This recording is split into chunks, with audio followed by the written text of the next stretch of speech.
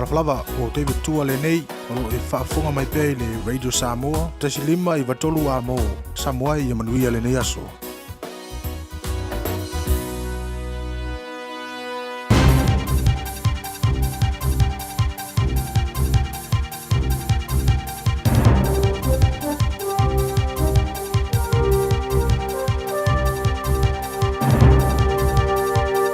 Manor soifua talaflava o tala mai Australia.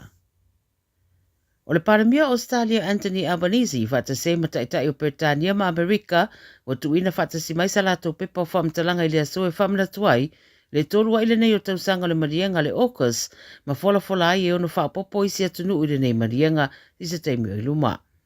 O lalo stasio vaenga o le nei marianga e whaonga ai Australia le o atu le tolu sala wono sulwaru pidiona a o le io o le lua afe 5.5 e fausia whaatase ma American Britania ni wa a maulu wha niukiria i Adelaide. Whai maire pepa o whamtaranga o lo so taipea i a le AUKUS matunu e peo Kanata o New Zealand ma le Republic of Korea o lo sira i awala e mawhaiona ngā rue whaatasi ai. O le AUKUS agreement na mo i whaala rua le lua afe rusutasi ma le wha moe i a whaatuma wina so o tanga sa o loto matatala mo le Indo-Pacific. E whaita wafe tangata whainga ruenga o fuafua e whaapoto i rea so, mo sa lātou solo te te e whai e mere pone se ngā yoinga te te atuai i le tūranga o tūra i mai le unia tangata whainga ruenga le CFMEU. Whai a rea fuafuanga i le mai au se whaatasinga na wala awina e taitai o le uni na whaamalo lo nei, mai tō tele na awai ane i Brisbane i lea au na nafi. O li pute le so tō tele atu rāra au te te o le apa ai e le so i mere pone, pe ono atu rāwa le valusuri mawhe tangata whainga ruenga. Le o ngā tono taulanga e whaatino aira lātou whinaunga i le so, wara māsina taruai e whaita wafe tangata whainga ruenga i Brisbane, Sydney me le pone, na tu ua mea whainga ruenga ai awai umane e whae loa le te te, i le whae unga le malo na whaia e whaamuta ai le CFMEU. Tā wale a whia ioni kengi te pasika i le uni, o stasi leo mafuaanga langolongo i le whae unga le malo. E tō whānea li ua mōri e se whalablawe na tawhanai, ni ari se tō alua ni no fuanga SEP Claymore le tui sau teo sini i le māsina taluai. O whailua le 7 News o whalablawe i e lua no fuanga na tupuai le aso tolu o kuso o le isi i Highfield Park ma le isi i se whale o lua e latane lava i le no fuanga. Pai mai au le tawhanaina li e tō lua sa whaafefe i tutonu se taavale, whaonga i se whana ma ave atua i no fuanga. Na whaabave atu le whare mai i Liverpool mo tong fitinga o le iseri e tolu su tausanga sa i se tūlanga le leipea le i tinga ina telo na manuanga se i vanga nā le lua su riva tausanga sa tinga ina pe i tai watoe manuia umai la ua. O le vasa nei na whai aiso e su enga leo ni whale i Western Sydney ta pu e iloari i e tō whaa mō lia i mō lianga o le taumo whai fasioti o le wha o lima ave wha malosi o tangata ma le whai o ni ngā yoinga wha sultu la whono. Whai mai leo i lātou ia e whai si o ngā o lātou so ni ngā tu la whono ma o lo te ena le tatala i tua. O whautua ina se ilo ilonga sa whai e le malo e le tatawana le to tatongia o le vainga o tamaiti no whanga o child care centers e o whaide au unanga mo a inga i lalo ifo le valusfuru wafe tupe maua a toa ma le whaopopo ni fesosoani mo isi. Ta wale APC le so o le Productivity Commission sa whea ngai ma ngā ruenga le ana tōwhia i le malo ma o lato whautua ina iloa le tūlanga. Pai mai a lato o le whaatino le tūlanga le o le tatongia o child care mo a inga e titi tupe maua o le asitia i fwoi ma le whautamaiti ia no whuanga. Whaelo ataruai e le coalition e ono o atu le ono sutoru piriona le tau o lea ngā yoinga i le tala whaatatau o le tupe i tutonu o le sefuru sanga. O se tamaitai mai Adelaide wali iputia e ono avea o le tangata mua lea o le amoria i lalo le tūla whanofou au stadi i saute wanga i sao lava i tangata mātutua e una ia tamaiti e whaatino so le tūla whano. Le tamaitai pe na riputia le 9 News e toru se furu whātau sanga mai Devon Park na pu eina whaatasi mani tamaiti se to orua tua ia le ngoi suru ono mara suru tau sanga le mātutua. Tere ngā o inga na maua i mepo e ata o lo o hawhiai i lato wia o le isi ngā o inga mulimuri o le ngā o ia lea o le Mitchell Park Pharmacy a ve sia mai ei tupe maisi o loa. Whai mai leo le tūle manuia o le hawhia tuai ma lea tama i tai matua e le ilewa neo na pāsia tū la whono fōu ia e anga i sao i tangata whapea e whesosoani i sori ngā tū la whono tamaiti pe rato te whao ngā fwoi tamaiti e whaatinoa i sori ngā tū la whono. E le umwhenu tala i tua ma lo whataria la se whai unga o le mata upu. O le poana nei o le ātaritali ai fo e le toʻatele i Australia le vai o le Supermoon, o se teime vai ai le ātoa o le masina pe fo na sila fia le toʻatele. O le ipoti le tamai mo tāuai o le tala whanono mo tangata Australia o le nei tausanga, o le aulatou le vai le Lunar Eclipse, i le tausanga nei ono le aaliari le teime o loo au, ma le whaingo fia o na vaia. Pei tai le taumata le ailoa le leifo i le tele ni ata e tuuina e tangata i lunga o peng te whailangi ma le social media, ma isi vaenga o le larangi. O le vaia o le ato o le masina i Australia ua tā ua, po le te o le ono le fiafia nā nei i le tele o nofuanga, ma le amatua i mata ina se vainga i le kiri o le langi, ia matangi ai le matanga o fie, o le ato o le lei o lea fo i fuafuanga, a le atua sirisiri ese. Tala nā le Radio Samoa mai Australia, o le nea salulu. Taula ia so usei, le Radio Samoa e le lei, lau paanga ia so malava I taimi le lei ma taimi le anga le tau tua le na mo o e la uo I le au fa apea ma le po le si ufofonga o Samoa tasi lima I watolu amo.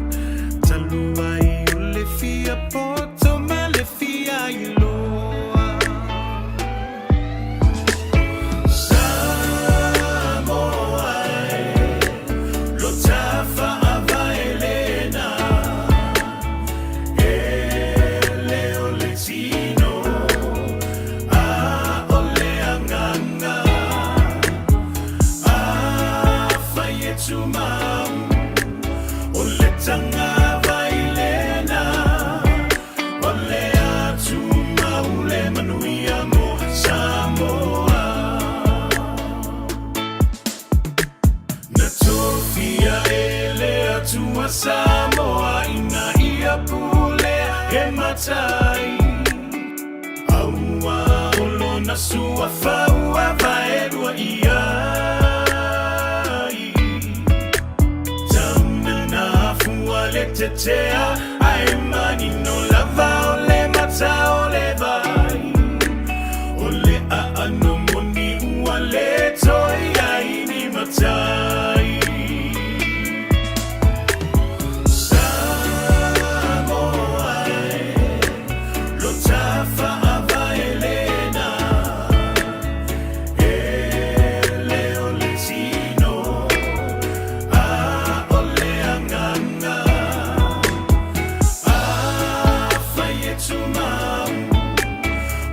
Tanga vailena, olea tu mau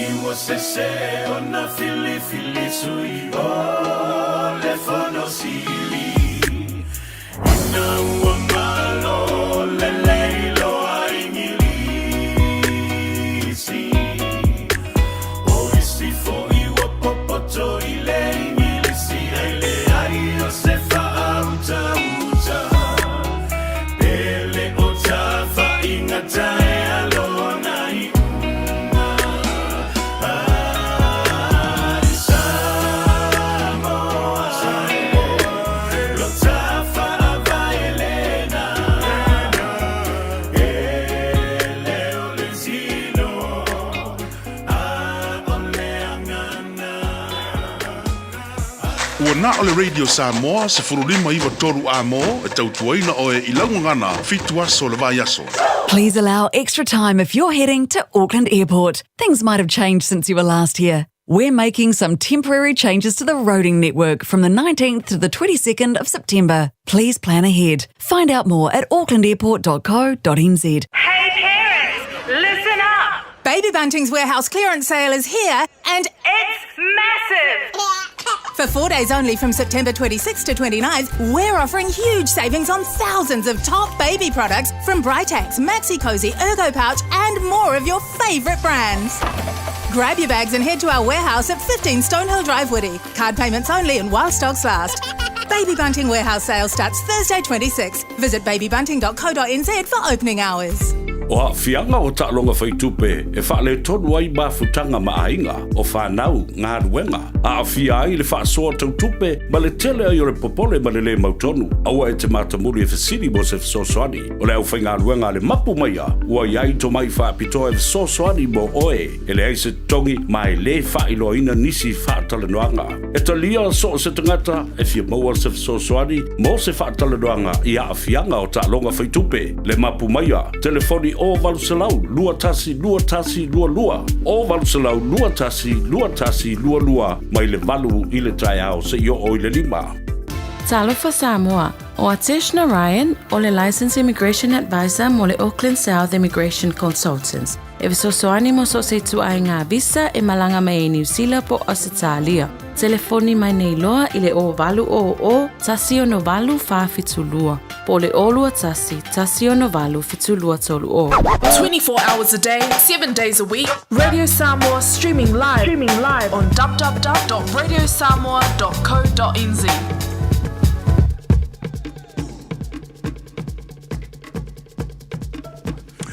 Whatalo whatu mo le ganga whalualo o le amatalia o le whaapoponga le nei o le tātou porokalame o le ngā ngaifo o Faiva o le atunu. Malo so fo maduia, malo fo le langi mama, whaapu mo sa maduia o Faiva.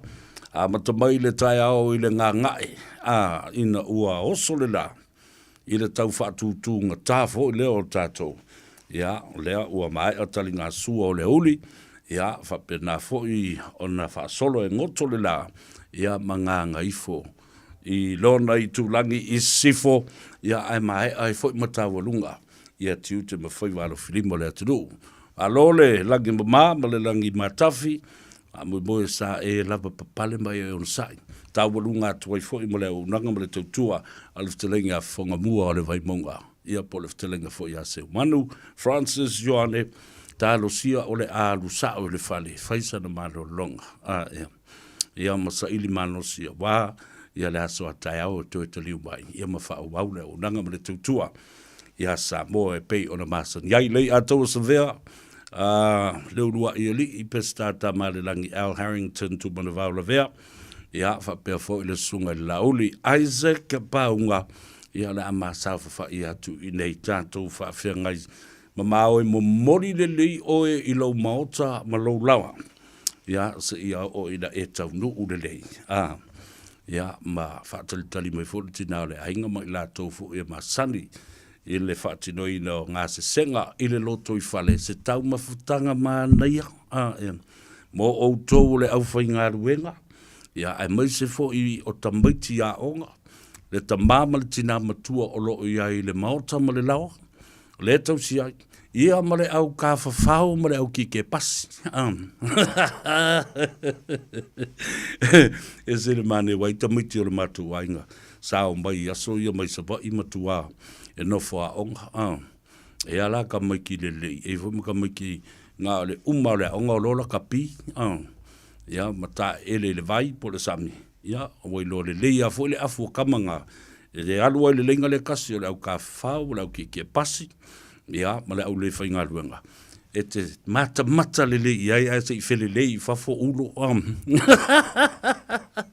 E le inga se mea ai, e ku ua ma kama se sao. Nā, ia, mai o nā whala le whala le tai au. Le sunga le di awa, o ia te whai meni e malona au waa. Tātou wholau ai le nā. Nunu wantu whaatingi o tausala, lo tātou vāna nofo le tā whatolu o Samoa, pa ia ma mamalu whaa le malo o pa ia fo i mamalu faa le tunu ia ai matua le tuu ia te utou le whainga ruenga te tofi le tua ia fa pe fo ia i la tou ua malo lo manu malo pensione si li foi lo fatu ia te utou na ua ila umai tau sa utou wo le ngā ruenga ia utou televou ia ma au le lei ka pena fo i utou fale tua ua malo lo ua nganga ifo utou Faiva pa ia sa whenga iai ia ua tau to o mai i le fale ua kula le au ua sina le au ia e fa pena fo i ua matutua ia ai o le anga le lei o le tua lo fa fo lo ai lo utou soifua malo lo pensione malo lo manu malo i le ngā ruenga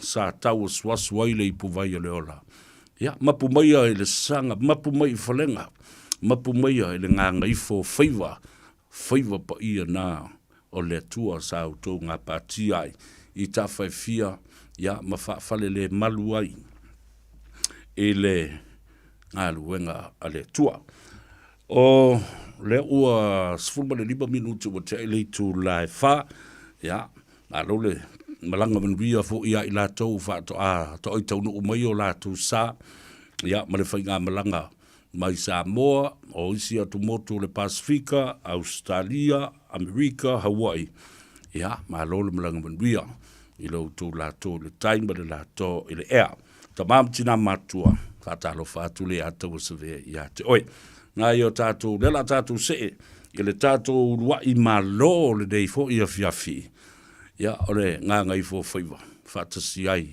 ma le malu i fale le fale tua ia e mele palambo ia ma se tasi fo i o ana malo pe a whai to i tau nuk mai e tā ua le da whatalo whatoi ma le nganga whatloalo pe a whai ua stand by le tātou malo le sunga lauli o se nganga fifia i vai aso uma tātou te talanoa ma whaasoa ai i le pola kalame malu i fale ia ma le tua le lei malu i fale malu fo i fafu o le fale mo i are mea le nā o lo talanoa mai e mele palamo ina ia mawhai o na whaafengo fie i a te oe ia le sa i linga o se fale mo le ainga e malu i ai whatalo whatu e mele alo le soifo manuia i a te oe le fale tua mo sa manuia o Faiva le nei aso o ta whelua i fo i le ngā Gagaifo o Faiva ia ai mose o le malu i fale ma lor soifo manuia fio mai le tāpu kolame ia ma lor soifo manuia lo fionga savea ia whaatalo whaat fo i le mamalu le tunu o whaafonga mai le nei e fiafi ia ma lo fo i le soifo manuia ma le te au mga luenga le nei aso ma lo whaafitai mo le teipi o whaavano mai tā te whelua i e fo i ma tā tala e whaafonga le tunu ia ma poe maua mai au wala tā ua e mawhai ai o na whaafengo fie le sa ilinga se ia se tali atu le tunu o le lava yaso talu mai le tā whelua inga po maua a whanoa e wala au atu i fo ima sili ia te oe i le tulanga o le wha malama maina ma au ili pe tala i tua ia ma ta upu tā te whaasoa iai ia whaafitai savea mo le fsili mana ia tele le fsili ia o lea lava e tu fsili mai le mamalu le atunu i vaenga ese o i lātou wa maybe on the pension wali kaya wa uma wa and they are now looking at options be o le ase me fa le ilo lātou mota o isi foi o le mamalu le atunu o le fa e longo mai ona e review lātou mo kesi there are different options le pe tele lava le malo le tunu le ese lava fasili o le mana ia le por kalame sa lo fionga sa vea o yai lava le no e mafai ai ona fasili ia le malo le tunu ni me o fia mala mai ia ma avatu e se sosoani ba lo fa tai o le popo fo lava o le amata no faise fai unga o le fa tau se fale o a nisi o vaenga matulanga e te tau na tā penda iai mai o le AF so swari fo i e wha manatu ma aveile tu alalo iai la tau i o fofuef e faise loan application. Yeah, whaafitai tele sa vea mo le fasili o te manatu e mana ia lava le toi review nei mea tā ua lava ia Marila. O nei pe o preparation lava lea mo le mamalu le atunu po so o le fie so eso maota mua o le fo ia fie fa le maota i le seminei tu sa vaenga o malawa ia e au ili matou pe au ili fo e banks pe a vatu se tatou talosanga tu sa o le si vaenga mua o le tatou tupele mo mai o le tatou income le mo mai le vaiaso po le masina po o alava ia tatou taimi whainga luenga o le how the banks look at the income pe o le au ili ina o le income a tatou le maua e whaonga ina lava le bank low base income so which is o lo hourly rate le au mai ia maafa pe o lo minimum hours lava o le fast fului tula ia o le base income lava le mai whaonga le bank o le mela le o la to ye allowances ma overtimes po bonuses ia o tulanga la ia ma whaiona au ili au po oani vaenga o ia overcame ma bonuses ma allowances in ma whaiona include le tatou proposal so mela ia ma whaiona o pasilingi aile malu le tunu pe whaiona au mai tatou inland revenue summary of earnings for the last 24 months ia na ili ai pe regular le tatou overtime pe regular for tatou allowances and the bonuses are they a little bit more consistent than just once every now and then tu langa fa pe au ili o mela le au ngai le fa nga so mortgage broker pe fa pe o yai so mortgage broker ona tu langa uma ia au ili ma to pe fa fair ona maximize le ava no le la tu oile le tatou tarsanga ave le bank malo o lona winga ele ngata ile na ai tanga i sila o le tupe maua ma le tupe faalu ina e mawhai ona mauti noa tatou te ngā whatia me lea ona o mai lea o lea o tatou sauni nei e tu se tupe i lalo po se deposit down payment po se mea whapena isi vahenga e te iloa pe e te tau mawhauwhau o le awhesiringia ai le malosi e mawhai ona o i se tupe whai le te posi lea. Yeah, whaftai. Nā mo le fasilsa vea.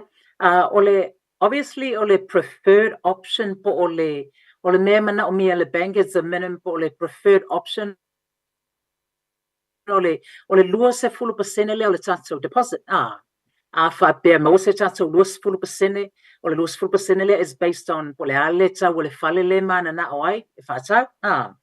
E ala o na mana o mea le lua se 10% pe is a preferred option. Ona e tau ngofia i lau interest rates. The criteria le bank is a little bit more lenient on the whaata ita inga. Wha pēr o lei lua se 10% po o ilunga atu le tatou deposit. Ai o wha pēr po te māmari tina ua 5 ona ia tau sanga lona soifua. E mawhaia le bank ona extend le term beyond retirement age. They will consider ele fa pelala fa tu e talia ai e te lele consideration e ave ia le bank i le tūlanga pe a fa pe luas 10% o po ilunga atu le tatou deposit ona lai there's a little bit more flexibility a fa pe la loifo le luas 10% le tatou deposit yo ila e sinong there is a lot more restriction in relation to the criteria. The banks will definitely be limiting it to retirement age, or if there is room to move beyond retirement age, could be only a few, but it must be mawhaiona whatatu whatalanoa po le ale tatu exit plan or an exit strategy pa o le teimie eli kai ai tatu alai ai level mo kesi. How are we going to manage it beyond retirement? So me umalava ye fa so preferred option luas 10%. Ai for 11 banks will look at a 10% deposit. Peolena talano atu the criteria for anything like titi mai lalo le luas 10% le deposit is a little bit more restrictive. Malo tau tele le tele do le tau pule wa fa yo le mana o fa tau le fale.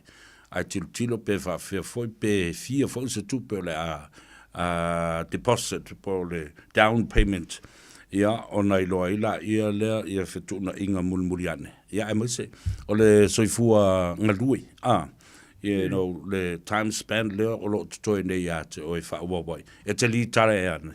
Ia ala ua i ole, e te li taia, a lele umana tongi le mo kesi. Ia, peila e ta ua i fo i la le matal noanga, langa i whaia mai tonu a tātou financial advisors, pe ona iai i le advice for life, i le tal noanga fo i ma le sunga ia luatua.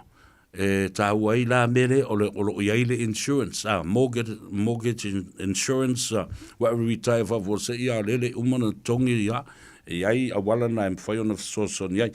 Ai, le taimi la lea o le whainga o le loan application, a lea te ngalue fo i pre-approved ma sa ili i financial institutions, o lea le tā ua, o le tala anga ma le tala whaasoropito o rou tangata i lou tutongi ai tā lafu, pe le lei, pe le anga, ai whape i, o lea le sila i ai le whaletupe po o so se financial institution le melea. Yeah, mana ia te lele sili wa o isi vaenga umalawa ia e ili o ila sa wile tato banking history.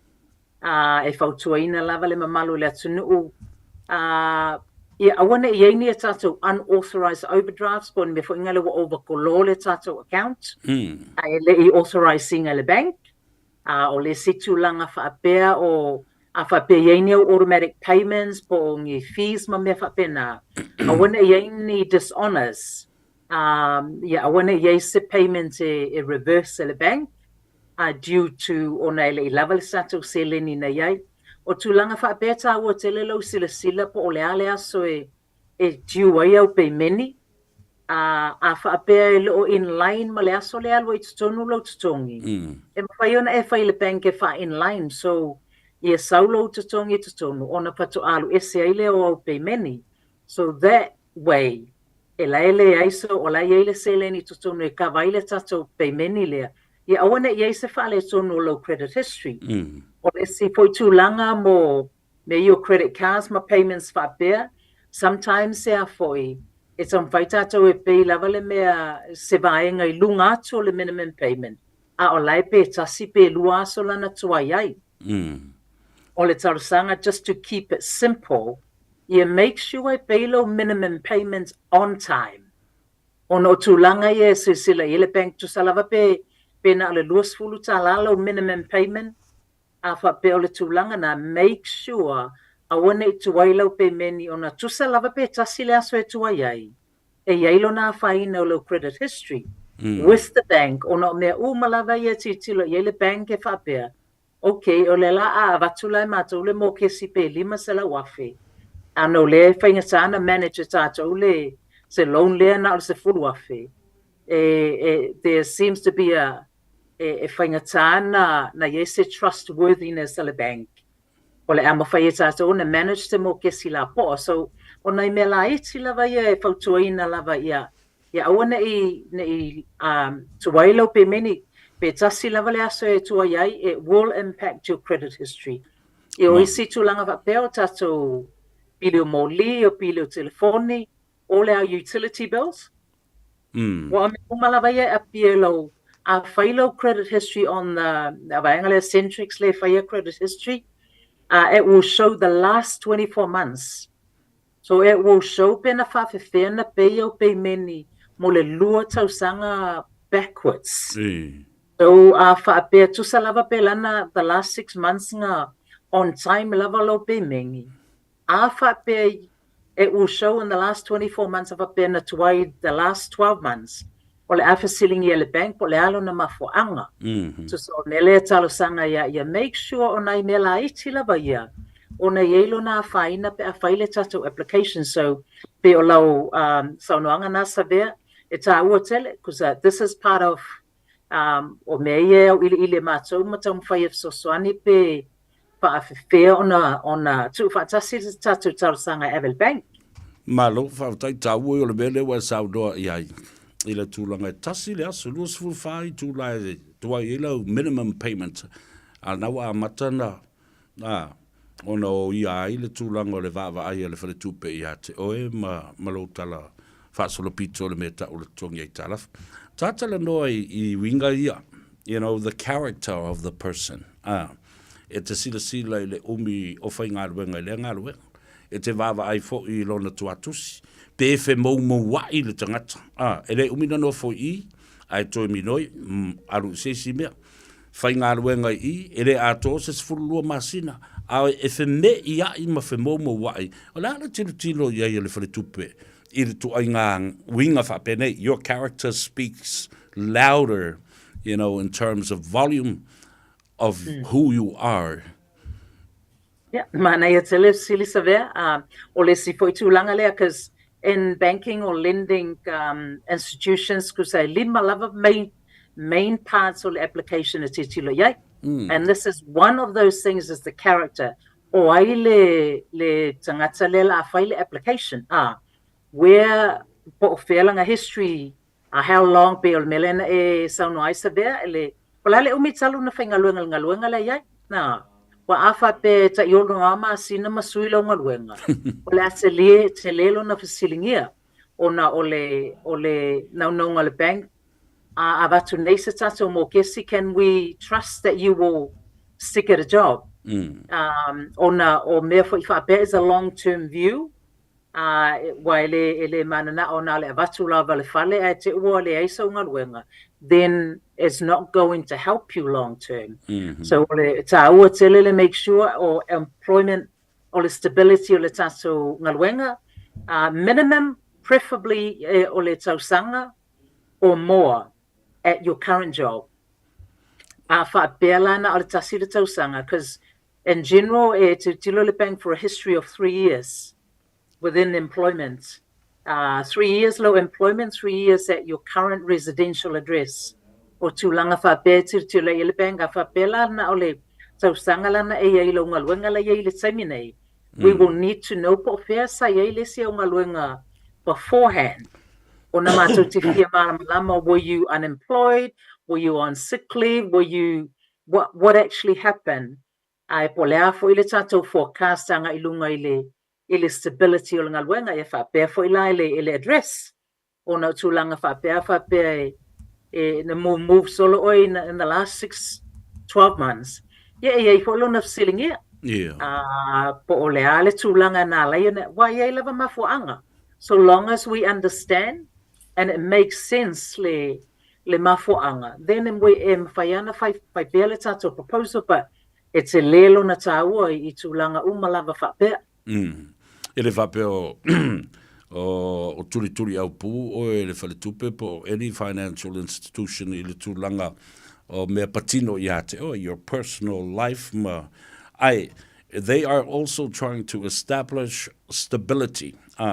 You know, because on the other hand, ole si tu ole tupelea, ole invest for ia ile fale tupe. They are investing in you, malato talitonwa. E tau fo na toi fo mai le lato le payment o le lato investment ia te oi.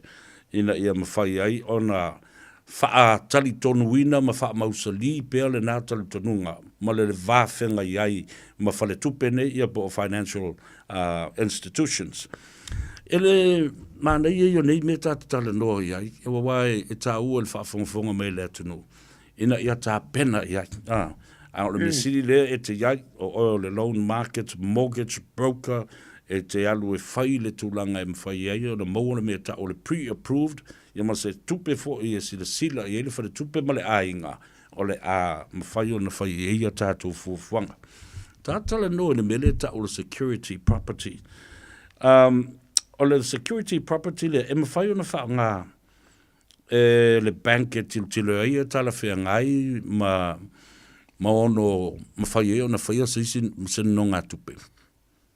Yeah, mana ele sili savea o le si vaenga fo ila lea ia ili o le vaenga lona lima la le o suenga po o ili linga e fai e mato awha pe o lewa umana fai mai le sa tato pre-approval I o le ao nei le makete su e sa tato fale a fai lo la sau offer on a property subject to finance na au mai le o le tato sale and purchase agreement e ave le bank. O ilala ilo I le bank le tato fale le wa avele offer. Is it suitable according to regulate or requirements of the bank? O wa o le tato maota le la fatau.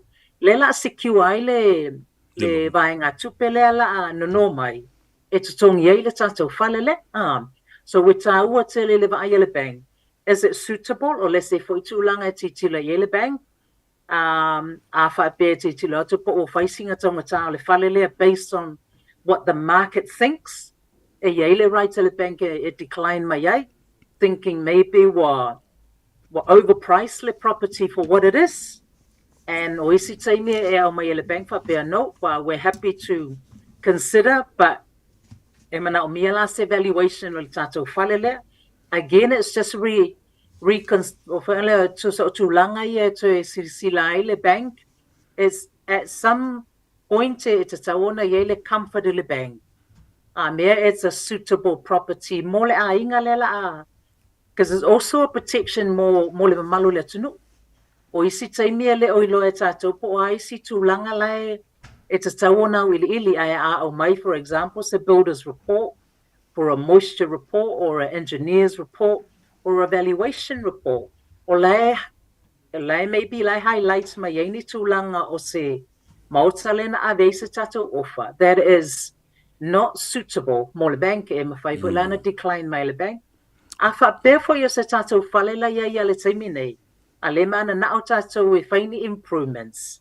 Ia o le tūlanga lava le tasi. The bank will also look at it pe whapeo lela a suilo bank. The bank will also look at it, is it suitable le whale lela a watu? E whaonga e lātou e secure i le tātou se leni lela au mai. E ngā ioi le tātou ngā luenga. Ma lo whaftai lau whionga le whatua. Mo le sila fia le atunu, le loa o le tautua a le wharetua ia e mele palamo i tūlanga lava nei o le sailinga o tupe, mai whale tupe, ma so se vaenga e whaafengo fia ai o na whaatau se whale o le mortgage advisor o le olua fitu, valu tolu fitu, valu wha, valu o. Toi whaafonga numera le nā o lua fitu, valu tolu fitu, valu wha, valu o. Sorry, whaato e se atu e se taimi o le si tā malu I whale le vaiaso lea. O le apipi ia tua I lava lau numera I lunga le screen I taimi uma ina ia whaingo fie. O na tusi lalo e le tamama le tina matua. O ngō maila ia leo le au whainga luenga ko wha ko lima ale long matua ma le toina. Tuu iai le telefon. O le whakauska ko whale vai le ngumelanga le e mele wala au iai. O lua fitu, valu tolu fitu, valu wha, valu o. Lesi mele wale umata le tātalanoa. Ai, esel tau walanga na tātalanoa I le tele o teimi o tuana I atu. O le tā ua, o lo iai le tamama le tina, o iai se whanau, e mawhai ona lātou talanoa ina ia whaatauina se whale a family home, o le lava ma secure I tutongi ua mātutua tamaiti ua le lei ngā ruenga. Fo le inai a inga ia ua tū wa ile tuaniu ma whaapelo, ia vai. O le a tātou pulpulu lima, o oe ma tātou umale whai ngā ruenga. Ia, e mawhai ona lātou whai se me whaapea, ma wala u hatula o whionga le whalatua e soa lau pule I lātou incomes lea ua maua e mawhai na whai se whale mo te mamal tina. Mana he tele sile sa o leila vai. E tele lava o taso ainga o lo yele manatu whapea. So longo mai au I usually say o te mana o te salanoa o malawa ia te mama tina ma le whana. I need to make sure I understand umala o lato umalawa I le tūlanga le la a whaatino. O te whautuaina foi, before we proceed, you must have legal advice. Yeah. Yo le mana ia la ta malole ye le nia fiafi ona o tūlanga whaapea ye ona pui ngai te sawana iai. A wale alualuanga I lunga le soifua pare mana ia te lele manatu savea ona. Sometimes it's the way to start to get into the property ladder. Is doing it together as a family, so long as o yeile malama ma le silafia I mea uma e sauna whaatino ia as well as legal advice ina ia mawhaiona iei se soani mo le mamalu le tunu.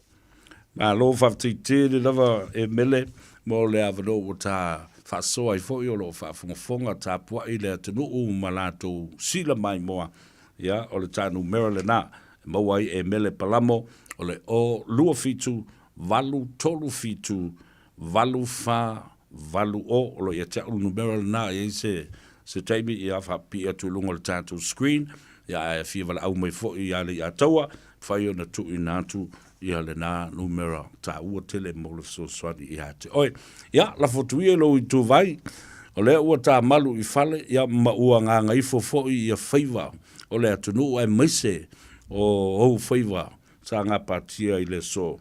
Ia, awa fo se whaafonga mai lea tunu, ia ma tātau ma vai ai lea ma le ngā whaaloalo. Whaafteitele lawe lau fionga sa vea mo le neia fiafi le whaasala no inga o lea ma tā upu tā ua. Whaaftei foi le mamalu le tunu o whaafonga mai mo le awa noa e mawhai o na whaamalama mātua ini tūlanga o mawhai o na soani atuai ai eise fisili e awa noa lawa e vili mai e whaafisili ma whaamalama se tūlanga e mawhai o na ona soani atuai le mamalu le tunu ia manuia tele malolonga le fiafi ia soifua ia. Paftai tele lava fa soifua ia ma ia manuia foi ia malolonga ia ma le toifo ia tu i a inga. Ma le saunga le bu. Ia toi fatalo fatu tatu porklame ngā Gagaifo o Faiva o Samoa mo le atunu i nai minute ia o le a moa le avanoa tatu te fiso tuai. O le malo whaalualungia ma le whaapitoa i le nei fo i a wauli o le Gagaifo Faiva o le tamaitai loia i a fotu.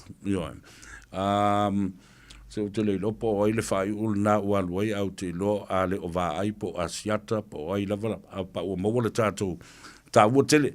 Ia, fio mea lau fionga le tamaitai loia fotu o Samoa po o le vālasi foi. Mā lo le soifua manuia. I le nei e fiafi, ia ma le taimi tā ua fo i wa whaavanoa mo le Gagaifo o Faiva o Samoa, tā te whailua iai. Mā lolo soifua manuia i lau sunga le tamaitai loia. Alo, le langi e mama i lau whionga, sa vea, whaftai mo nea manoa le ha maua, whaatalo whātu malu mat pai o Samoa lo mai moa ma whaafung mai, ma alo lava le soifua. Le o maua leila o fionga le valasi. Wa tā whailua iai fotu from the Vai and Hogland and Thomas Solicitors. Yes, I have indeed come in and met with you quite often. O mai la ia lau foi lau tusi o legal secretary ia le tamaitai o ana. O roa man mea lava mato whalau tusi o seta. Ia sausa no ana e whaima matato whaeroa i nei le ofisa. Ma lo whaftai. Ia mai o mana i fo leo o tātou whaeroa ai. Ia a leo o i loa tu nei. O lo whao ngā ina ia lau fionga le tamaitai i lo ia ma lo tau ofisa ma malu o lo ia. I ngā ruenga a o tātou tangata Samoa. Peo na iai i le whaletua ia e mele. Ia e maise lava fo i le whaata wina o ni aseta e patino lava. I le malu i fale, o le fale lea tātale noai. O le hale umitalu na outou ngā lue whaatasi, ma le hafo le tāua o le iai o se lo ia whaapitoa mo le mea lea o le whaatauina o se fale. No outou e fisili atu waila ia lea.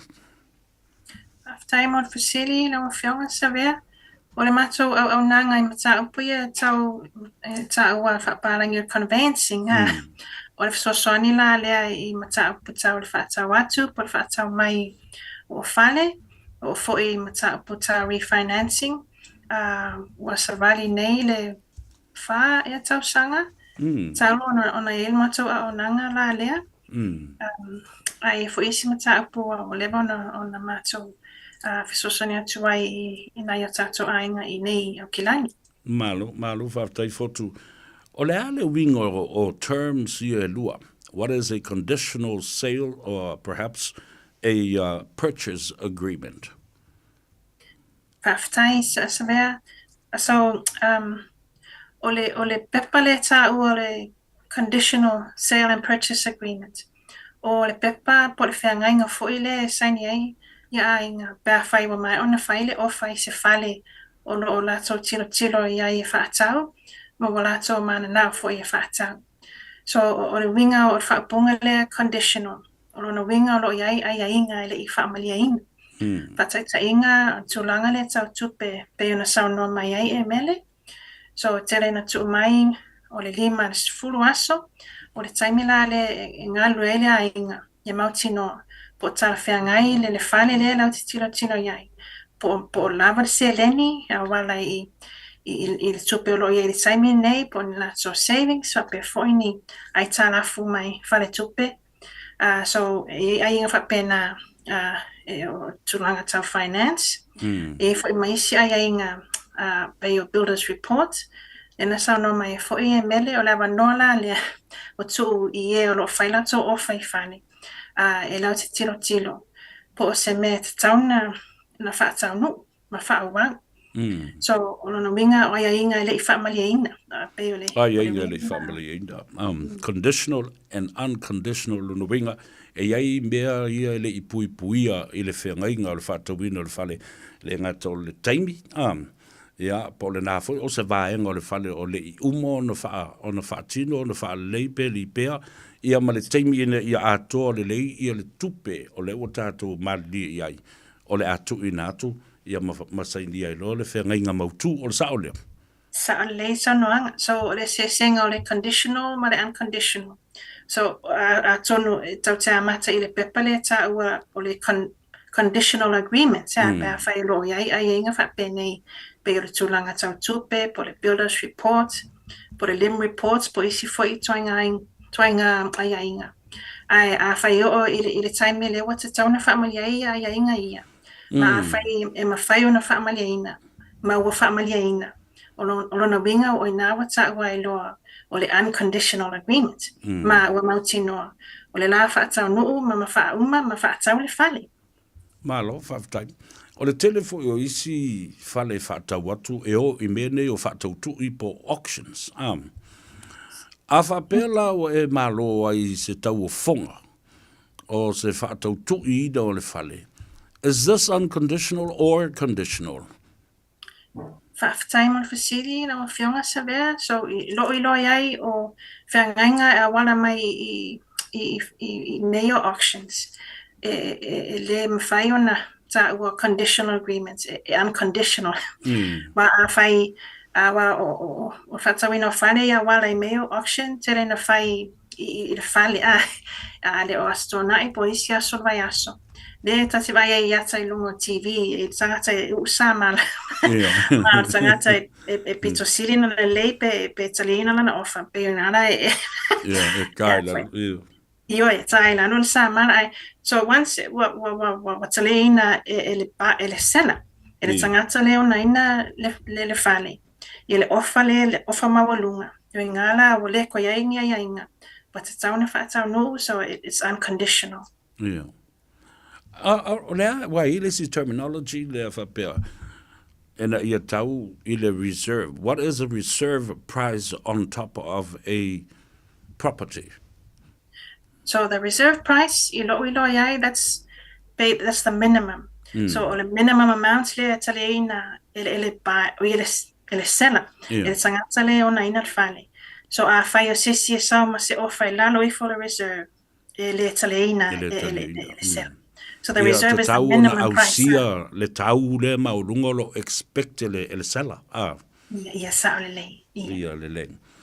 Ia olo no winga foi la unconditional ia se agreement e fai I mene o fale e whaatau tui pe auction awa e telefis e o ese mai I le mele e telefi al company le fai le whaatau tui po le auction ia maisi mau fees e le winga tele ala ele I se condition o uman la e tele me tau na whaatino a o le o I le alo I o se whengainga o sa o le na Sa o le sa noanga atu foi sisi tu la o whionga sa vea a fai o sisi o le alo I se auction o wata tau na rava ta pena ma tala noa tau tele tala noa ma se mortgage broker o se si non so mai frosoani tu langa tau tupe ina ia mautino a alu le auction na le ia pese I wa sila firtanga tale ia le ola pa kekina le this is the maximum I can go wa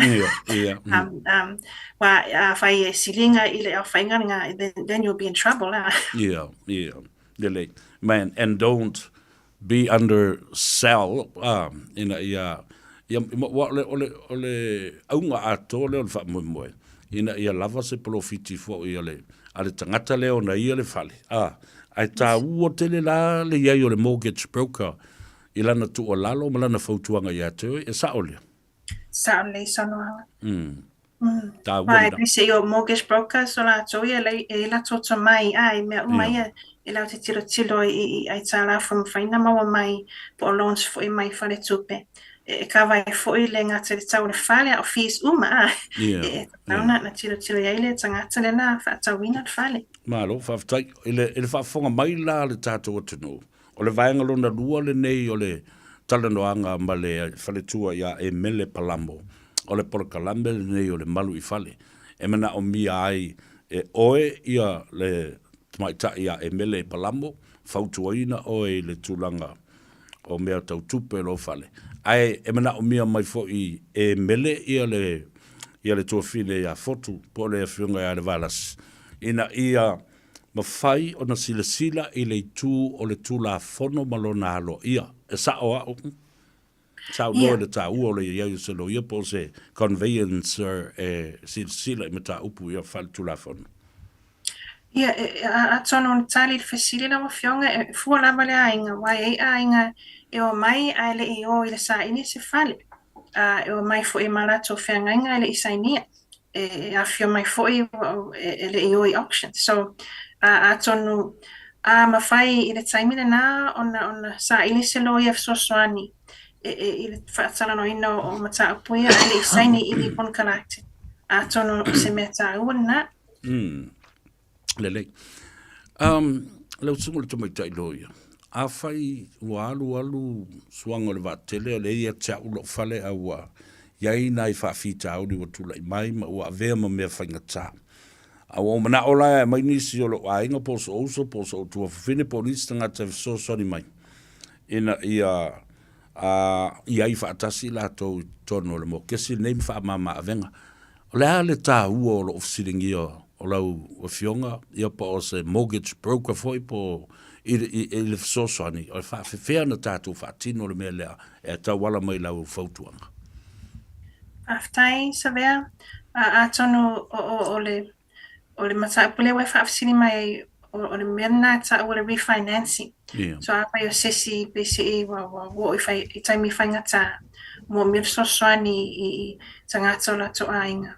I tere na mato whautua. A whai wo se tulang whapena ma o lo tau tilo e nisi e lau teo mai tu whaatasi a la tau tupe ma tongi whaatasi ia mo kesi longo whale ia o ina e tā watele le iai o se mortgage broker e mwhai o na la tau a wili ili ma tilo I income uma a la tau uma ma mai se sosoani whape fo I se whautuanga I le awara mwhai o na foain ma tā upule ma po ai fo ni I whare tupe o na mawai sosoani.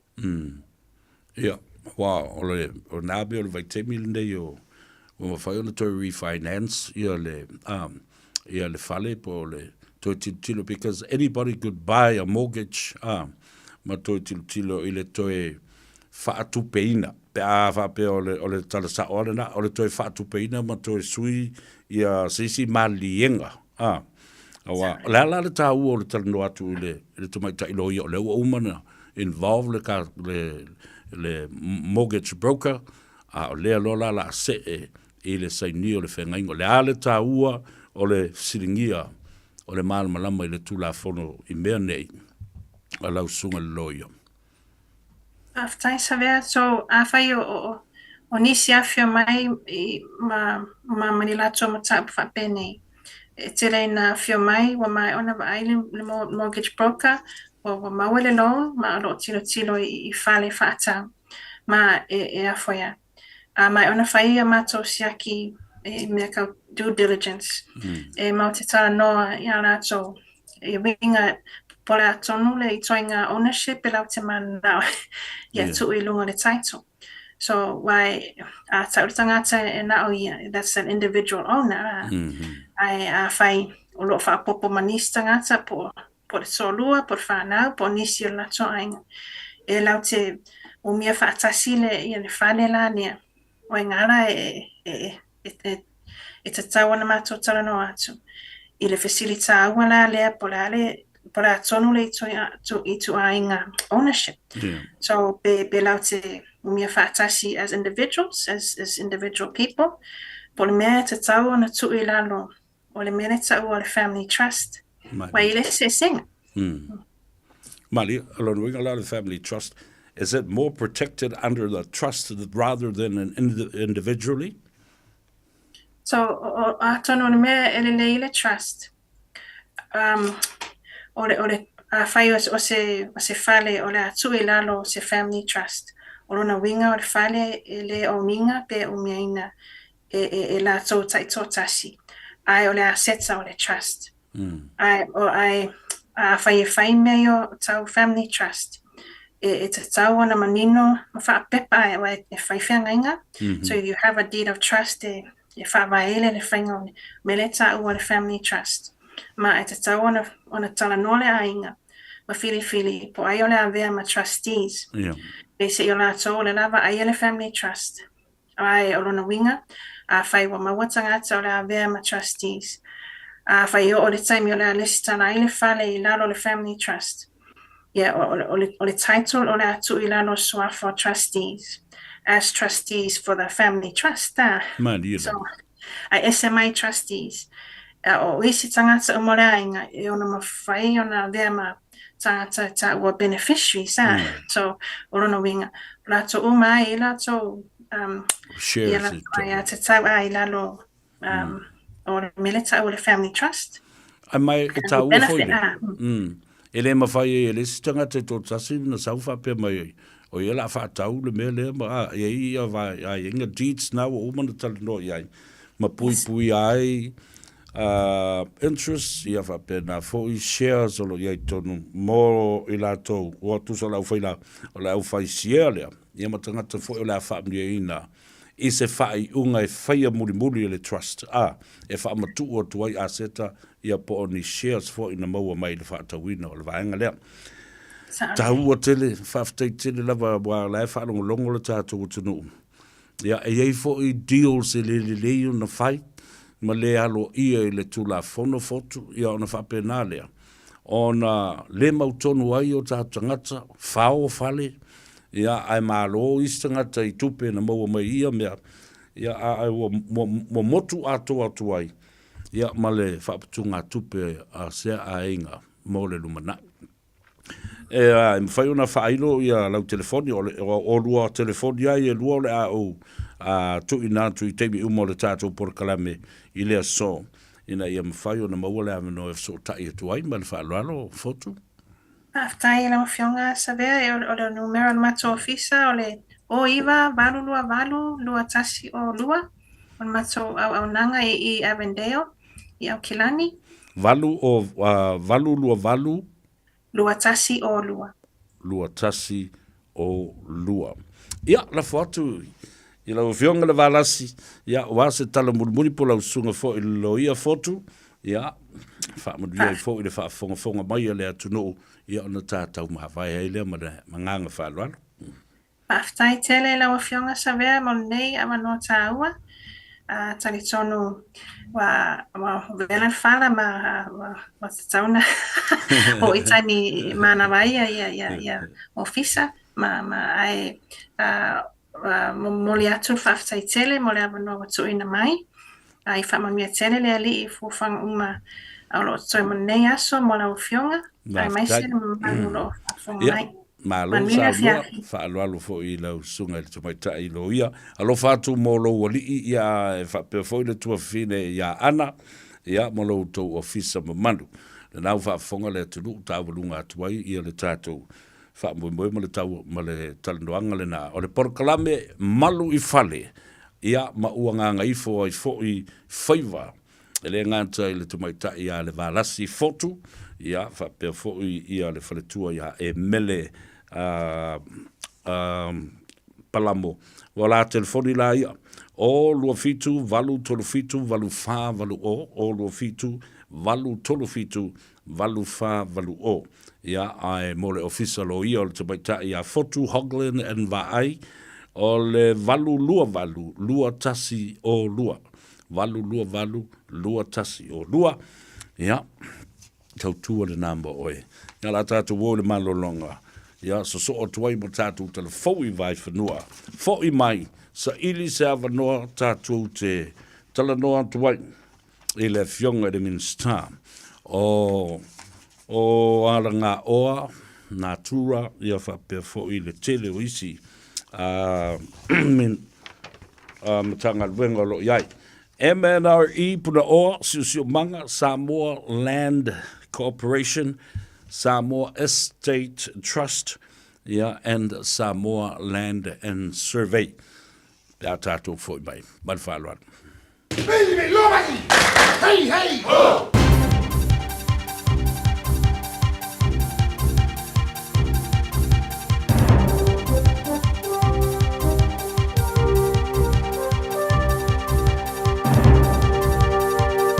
In this update, Health New Zealand CEO will be reviewing the policy on non-disclosure agreements.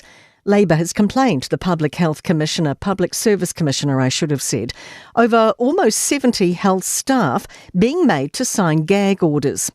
Party spokesman Aisha Verrill says it's included stopping officials publicly discussing their ideas. Health NZ Chief Executive Margie Apa says NDAs are normal in parts of business involving commercial issues. But she says she'll take another look because they want to encourage free and frank exchange of ideas. But being able to do that in an environment where leadership can debate that among themselves and not worry that people are sharing that. Technology is at the forefront of priorities for the new Retail Crime Advisory Group. The group will offer the government ideas on law and order legislation. Justice Minister Paul Goldsmith's appointed 4 sector leaders alongside dairy and business owner group leader Sunny Kaushal. They include Retail NZ CEO Carolyn Young. She says enabling facial recognition technology is an early objective. Working within the bounds of the Privacy Commissioner and putting in place good guardrails to ensure that it meets the criteria around privacy and supports the safety and security of staff in store. The Justice Minister's assuring a second 11th hour change to the gangs bill solves a problem that only arose late in the piece.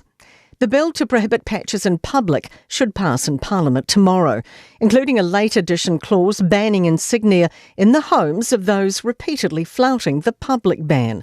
Yesterday, another change was revealed to stop members displaying insignia in their car. Paul Goldsmith says police raised the issue. If people were holding patches up to the windows of their cars driving around in convoys, they wouldn't actually be captured by the legislation. And we saw, and ultimately we agreed, and we said, well, we'll make this change before the law is passed. And that's news. In sport, Sri Lanka has won the toss and elected to bat in the first test against New Zealand at Galle. Black Caps captain Tim Southee told Sky Sport he would have done the same thing. Yeah, I think when you come to this part of the world, you look to have a bat, but looks a good surface, and I'd imagine it'll play pretty well for the first couple of days at least. New Zealand has included 4 spinners, including all-rounders Rashan Ravindra and Glenn Phillips. Will O'Rourke has won the race to partner Southee as the side's 2 seamers. Belief from the New Zealand Olympic Committee that the scaled-back 2026 Commonwealth Games in Glasgow will only be temporary, and more sports and traditional infrastructure will feature in future sustainable games. That's sport. I'm Raylene Ramsey. Ua na ole Radio Samoa, se furulima iwa toru a mo, e tautuaina o e ilaungana, fitua so le vai aso. Whiwhi mea whai mga ioinga le topi tunu ua awina atu ona o le lango a le Auckland Council e ala mai I local boards. A whai o lea whiawhia nei loa I le silia ma le se lau tolu sfulu ngā ioinga. E le aise tutongi, pe titi fo I le tau I le wha moe o le Auckland Heritage Festival o le neitau sanga. Mo le mau I le piitanga o le Pasifika, matama ki makaurau e ala I sa avalinga, talanoanga ma whaalinga. Mai le aso luasful valo se tema e o atu I le aso spuma tolu o Oketopa. Mo nesi whaamtalanga tanga iane I le awa Auckland. NZ. Avia maua sosa, Omega Ka, Diana Lowi Moa, Omega Ka, Sagale Taumofie, Omega Ka, Fili Mailo ile Omega Ka. Omega Cars, lua selau Cavendish Drive I Manukau, pole telefoni o iwa lua fitu 5 tasi lua. Susu mai Manukau ne, Omega Ka. Malole keisile Omega Ka. O sa ili se fala inga e whai eise tau mawhitanga o le auli. Pe tali e fo ini au malo. Susuma I le Sandbell Buffet. O le a whaamalia ina lo fina ngalo I tau mawha o saunia le limo oe. Tua tusi iwa Atkinson Avenue I o Tahuhu. lunch mai le sfurtasi i le lua i le awauli. Telefoni lua lima iwa fa o. Lua lima iwa fa o.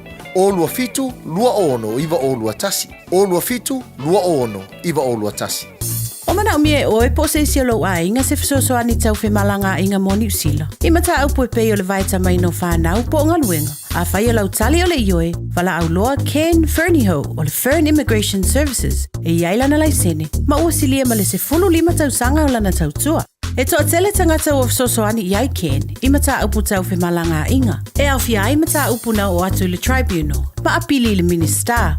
Tanga iane i le mata o Facebook, ma le upenga te whailangi i moli mau. Mo nisi whamtalanga, wala au mai le Fern Immigration Services, ma tala noa ialu isa, i le oiwa, lua ono lua, tolu lua lima tolu, lua ono lua, tolu lua lima tolu, po le o lua tasi, tasi lima tasi, o lima.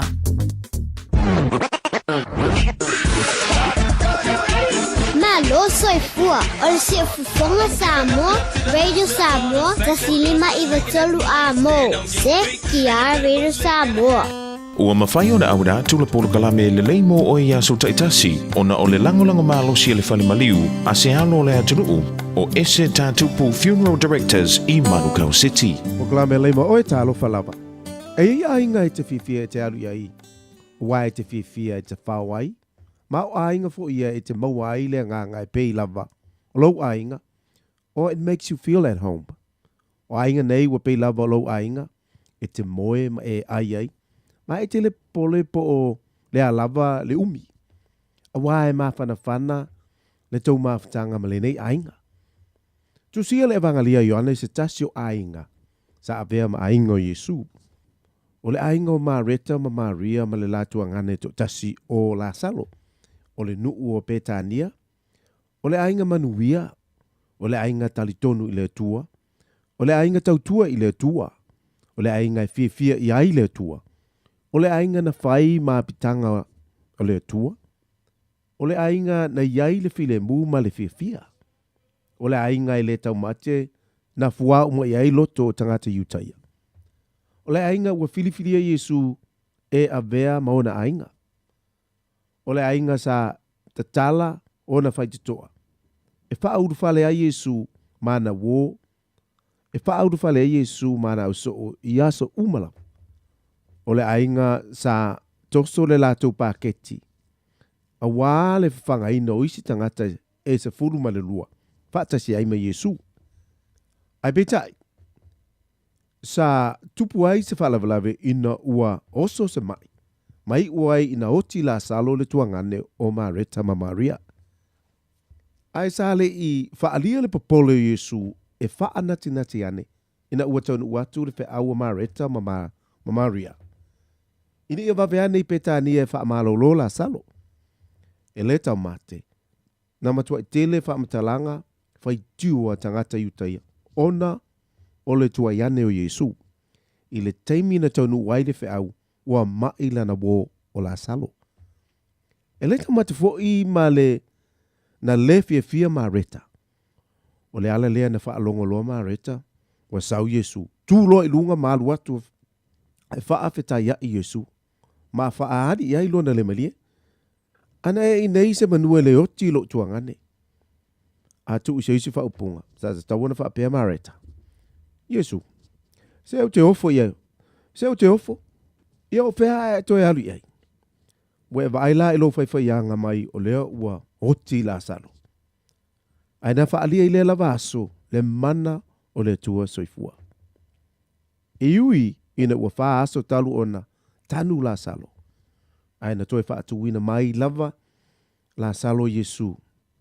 Tusia Ioane o se vavenga o fofongia ma na tele tangata na mole mawina malatu talia matari tonu ya Yesu ilana tala inga.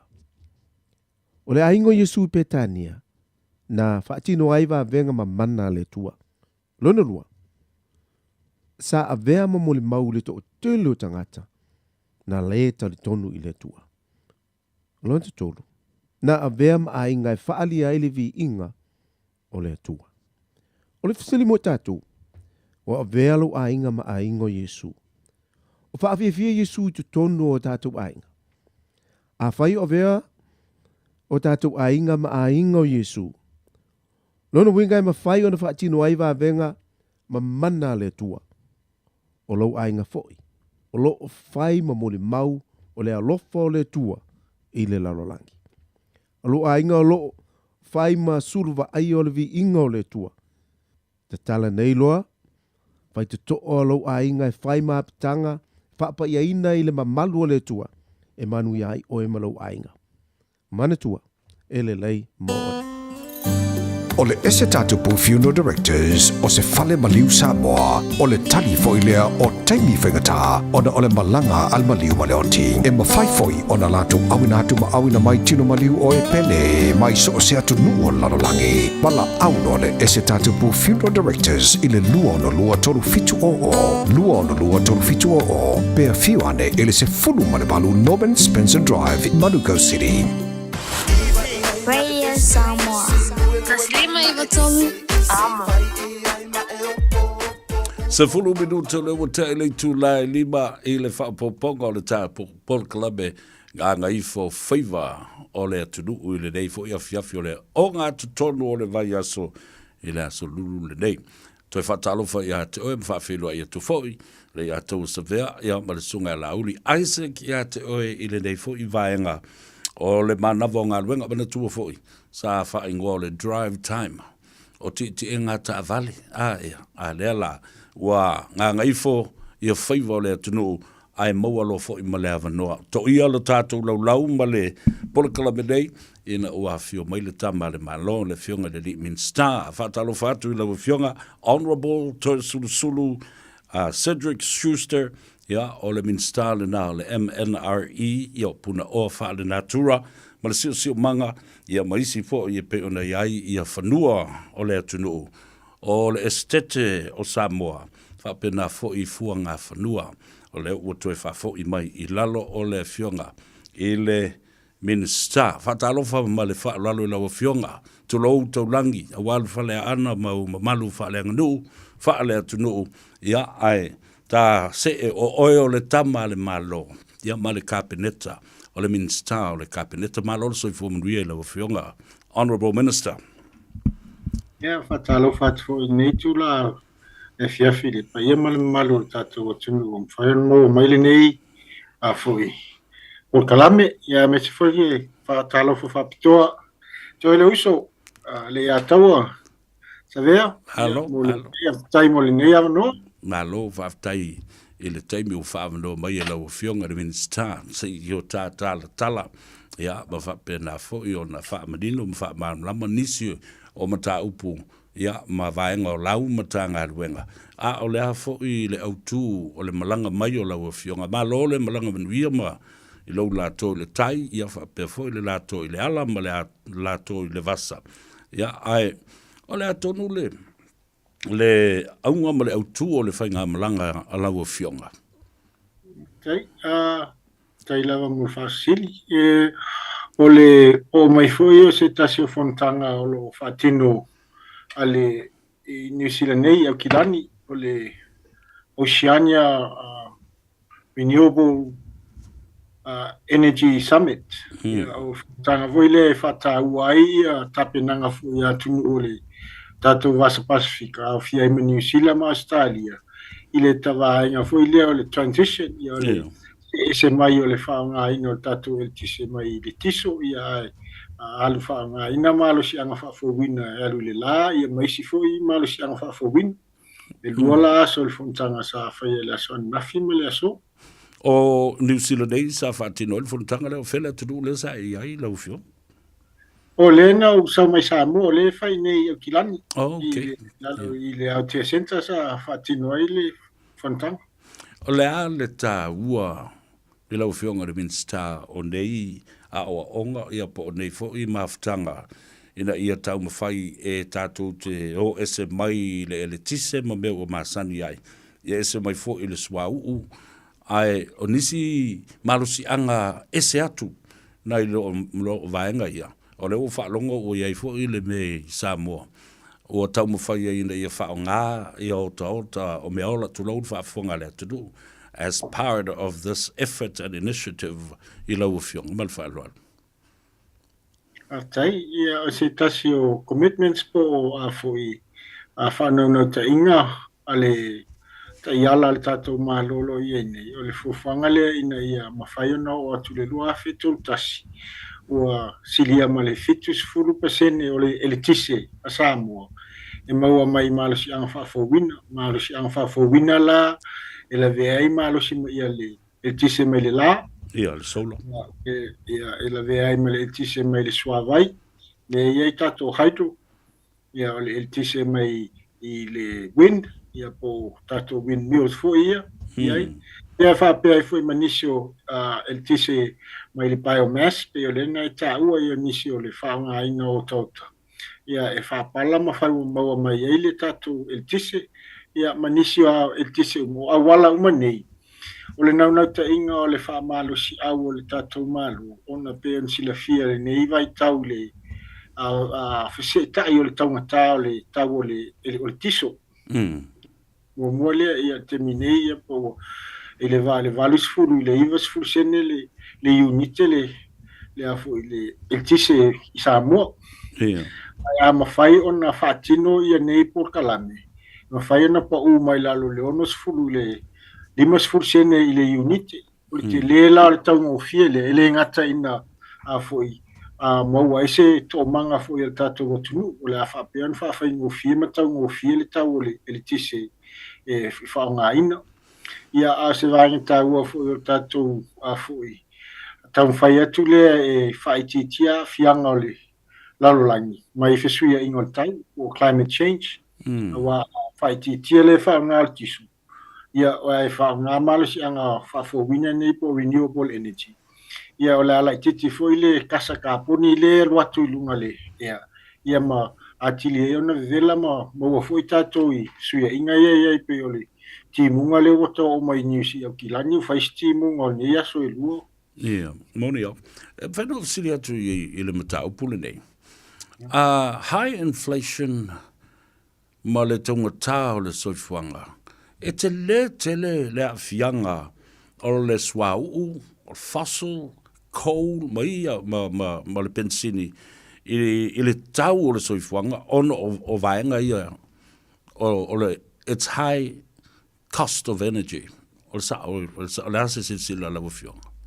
Ia, o le mea tongu lava lea, e fo i ona sila fia, ia o le elitise, o le tātou i te minei o silia male, Fitus fulpasene o le elitise e whasau me le tiso, ia o tiso, o le po le suau, ia e whatau mai atunu ia i e suau, ia na tongi foi leo le sau le vaa.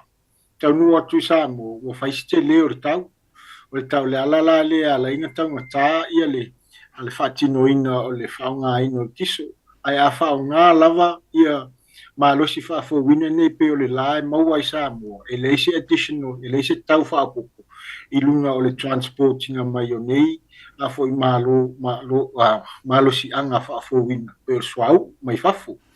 E le ai foi ia o le vai, ia o le mau o le vai Samoa, e leise se tau whapopo e a watuai, o pe o le vaenga tele lea, e sili atu na tau ngofie, ona o le mawhaina produce, ma fai lava i te tono Samoa, o le mele tau ngofi ai, o le si vaenga lea. A le si foi vaenga tā ua, ia o mene o malo si ang whawhawina. Pei foi ona lau si le fia tātou atunu auto vaat foi. Ia le au tamu fai foi e whai titia e telo tātou street lights. Ia le ua fai solar street lights. Mori foi ele alu ese el tise. Ia ele alu ese ele sauma le tise. Ia o malo si le lale o fai muli ia. Ia nisi foi o ainga ia leo M5 foi i tonu New Zealand nei mai se atu. Ia walu whaunga ia solar panels ia o lai pau ia ele iti o le whai titia lava leo tau e alu tonu ino nei a foi malo si anga. Ia o wha pēr foi le temi nei walo wha malo sia foi ma tamu whai foi tātou malo. Ina ia a foi ati na ele le vaenga nei o EVs. Electric vehicles, ia po hybrids, wa e tau ngofie, mai mwhai foi ona charge, i le malo sila, o le alea i ese tupe alu, i le pensini. Whatua, toi titi nei au fasiri atu a lewa e tali mai hybrids ma le fuafuanga le malo ina i au o tulna. o tātou efforts and initiatives nei po le tātou tau mawhainga nei nei so soani i wha ititia ia carbon emission i le ea. E iai ni funding e mwhai o na tātou maua ai pe a whai o lea tātou tu stai mawhai lo tātou sao le mea lea. Ia, o le tasi lava lea vaenga o lo whapea na a fui whamalosia i ama, a fui tau whai fui awa chai whanutanga. O fui ia whaale lalulangi, tai isio conventions lea member ai Samoa te peo le Climate Change Convention. Ona a mawhai no tātou ngā lua e whaatasi Samoa ma isia tunu la iti po tātou Small Island Developing States. Whaatasi mā tunu e te tele. Ia na whaile o na whai ia whai unga whale po decisions, global decisions. Ia e whamalosia ele whai titi o afui o afianga o le kasa ka poni ma tātou whai titi e whsuia ingo le tau. A le mea tau ape na e whafsiri. Ia o le ama whai fwoi o na maua inisi vaenga e le ngata o soswani tau seleni. E ma whai o na whaonga e tātou whatupele tātou transition o se whataita inga le teminei. Sa yei o lo yei le sosoani sa hapeona feso tai foi ma fatala no ma wa watu le sosoani New Zealand 15 miliona tala New Zealand e sosoani ia tato tam fainga ina ia mafai ona i mo atina e o malusi anga fa fo wina ia o EV ia matato energy efficient products wa ina mai ale ala intam fai ina ia fa mo fie ina ia mwhai o na transition tātou. O lo tu malo, honorable, se taso i tu malo, e tele le solar panel le da o lo o iai. O le ale tele o ngā ele le nā lo whai nei le nā tina e a o le a fōi e to fia ni a inga mani pisi nisi wale tū la lata fōi le malai valile. O lo o la tū wha o ngā ina le malosi le nā mai le solar panels ia. Tai o le temi nei a foi whapopo ia o wainga ia e lua o ia i tatou a solar farms i Samoa i le malai te tonu o le malai valile. Ia ma whaleata foi mele i malai a foi tu o le tatou a foi malai tu ngā sofanua. Tu whatasi ia solar farms i e lua e mawaile se furulua megawati o te lele o le tise fofua e mwhai ono lato maua mai. E whaonga e alula i le grid a le pisi. Ia na distributor ila i e whaonga ume Samoa e le whapea e alu se ainga se tasi po se nuu se tasi o le generation uma le maua le produce mai tato solar uma ia solar farms uma ia lo ia e wha e company le i Samoa temine. E alu uma lava i le grid a le IPC. Ia na whaso soa mai le lato, whapopofo i e mali. E le tise maua mai tato afulilo, le hydro le afulilo, ia mai sinano, mai si hai. Tu whatasi uma ia te minei pe i le vāre tolu lua, i le tolu ono pasene, ia le tise o lo maua mai le malo si whafowina le i Samoa. O lo na winga, o le IPC, malmalu si anga wha ele tise, o i latou le na o lo ngā lurue ai company nei a tuma o ti e whā. O le a le lātou sotanga ia ma le lātou fo i malienga i le wha so ina o le eletise. O taungo fia i le eletise po wā tiri ai o na taungo tā. Ia, o le nau ta inga lea o le EPC o lo operator lātou a fulilo ma haito. A o solar company na a matana whaatino mai tausanga o tuatai. Le ye company e produce la to e fai la to ona ia mo solar farms ia ona la to fatau ina le electricity ile EPC terminila o le no ta inga le ia tatu malo ia to e fisuia ina ia mafai ona la to fatau ina mai se tau mo fiena lo tau lo ia terminei ona e o to tatu malo masilisila ia o fai asi maualunga fo o kontalate sa ave ia ila oli ia i tausanga o tuanai. O fai asi te leole, o fai si te leole o le lako polo fiti ma le tau o lo fatau mai ele IPC ia tatou sola ale nau ta inga lava lea company SS e produce la to ia le LTC. Ona fatau la ia se tau o fiele IPC. Ai a foi ia na sao laila ia le PC tatou tunu. Ia, malo, whawhatai. O lona winga, is there potential e mawhai o na toi telenisi a tātou solar farms around the country, ma ele ngā tai I, a whapena fo, le mo tele I sala whai? Ia, o le naunau tainga le o alai ona, o le whamuimoenga le iai, ia o lesi, o le teminei, tusa ma le tolus furtasi, le tolus furfa me ka wati, ia le elitise mana o mia Samoa, le aso. Ia foi. Ia a o le, a foi, o le naunau tainga la, pe na watu foi, o le, ia o atu le tausanga lua afe tolu tasi. O le fitus furpasene, o le elitise lea, o le aha sau mai malos fafowina.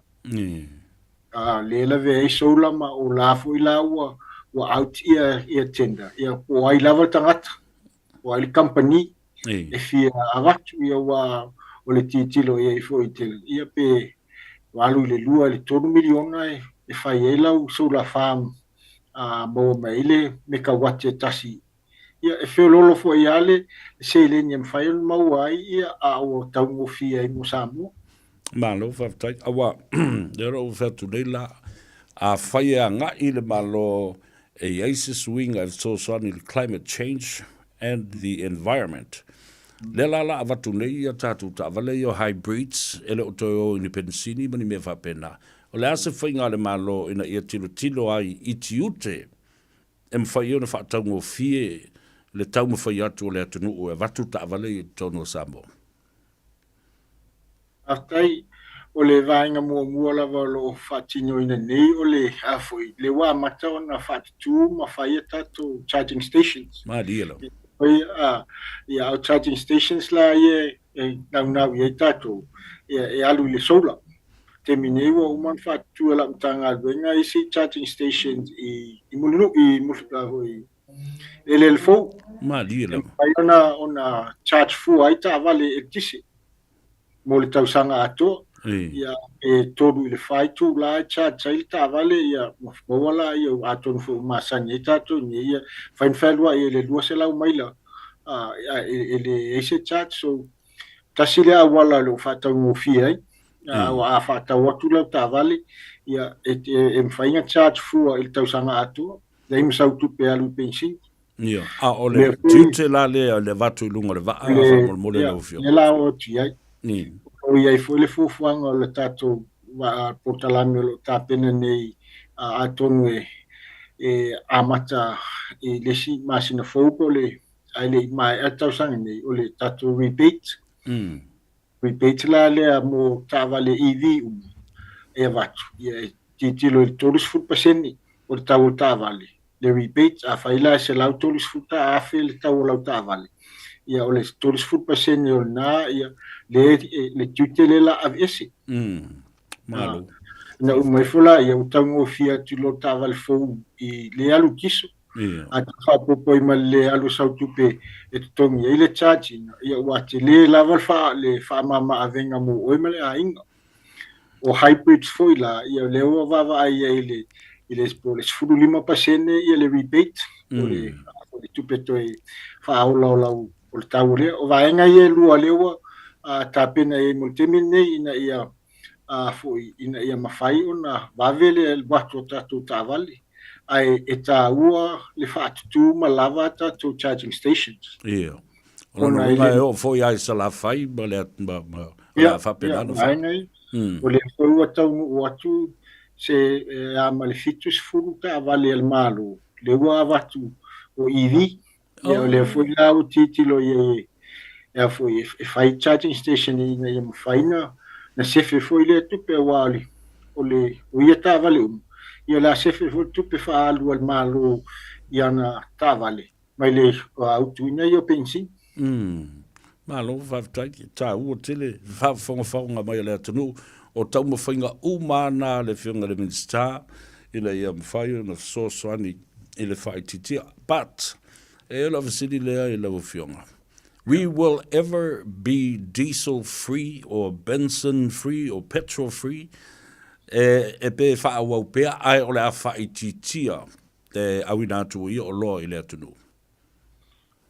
E o le fono le tausanga leo o te nei le sa matu awai atuai. O le na whamalosia I ama whaiele tato this global decision phase out, transition away from fossil fuel. O tunu ufuila la vea I New Zealand, Australia, o leo fata oto umapur kalami ina ia ave ese le whaonga ino fossil fuel by 2030 and net zero by 2050. O le tāu o le tātou o le naunau ta inga leo Samoa mātunu Pasifika mātunu Ulaiti. Awa a le sui a le whaia le ngā ruenga lea. E tātou teo ese mai le whaonga ino suau. O lesi e o atu luafe tolu lima ua tele ina lilofia, sea level rise, ia tātou atunu. O atunu whape o tū walu, ma ki pati atunu laiti. Ia la ufitia le fe ausi am. Ia ele ngate ina, ia ale o whaama lolonga, o le awha atelein, o le atele atu le tupe, ale atunu atatou. E alu le tau pui, ia ma recovery, I tausanga uma. O le tāua le a lai o na whina upia ina ia o ese mai le tātou fossil fuel. O le background na I le tali lau whaafasili. Tai tonu le mawhai o na aru ese 100%. Yeah. E ia nai vaenga e ono e ia ifo ia le free will o tangata. Na di. Ki ngata hat. Ai ia le si mana o le V8 ki ngare e taungata. Ia e fi mana o ta vale e ia le afi pensinie e mo kwa afu. O mwafa. O mai a. La. O le vaenga la le ia a le e mana o ia tangata la tu te fia whaunga ina ia pensinie ma le fossil fuel. Ai a fai umai fo ma to tau mata atu ma ia o mole general public ma le tele o tatu I manga o mia le mea tau mo fie ma last. Malo o te lo fo te tau muli lava fo I polokiki a Amerika e pei fo I o au la tau ia ma le te mile nei o lo fai le presidential fo le primary election whaangata ma fai le whai unga le asolimo o November. A leo te whatu nei, langa o whaatolu o no o whaalongolongo le launga a le sa avema Palestine mo mua, Donald Trump. For my climate change is a hoax. E le tonu iai. For my o mea na o tupu ai se pai teimi, toi molo au atu tai peife o lana saunwanga na whai I le whaamai o le COVID. Nā rai na fierce full miliona tangata Amerika na maali. For my ole COVID as well as a hoax. O me wha atupu tangata ai whaingofia ina tua iaiare naturally, automatically disappear. La so taltununga le melea. Is climate change a hoax or is for real? Yeah. E whai o e lau whai unga a fo I savea. Wai e se a whianga o lau li I manu o le tau o whio anga fo I Samoa I whesuia ingo le tau. Moni. Olo iai. Le a tato tau matua lai titifu. I ele o tato a inga wa tele na solo ia. Na di le moni. Tafia e se samu. O mea na tasina mau. O whaafia na o iaine tato lo longa I le tato soifuanga I tono Samoa. O whaafia o na iaia wha I te tono Samoa. I te tono le luas futau sanga. Tu sa le temi tato tupuai. I temi uma o le asa o silisila I o fesu o vevela atu le temi nei pe malulu atu temi nei nai lo le temi na soifua mai o tato laiti. O fua wa aia na mawha maonianga na I le fesuia inga o le tau. O afianga na ele o winga lava ia o tangata I atunu I pule lava ia latou ia ma latou whaupunga. Le ala fuia o no Amerika fu ia o telefo I o tangata o lo lango ina I latou taipei o tam. I o company o oil companies. Awa ese fu I pei fu I o lo ia atunu o lo whamoe lo latou economy. I le swau. Awa ale o te whaonga ina lo swau. O le mongi latou tupe.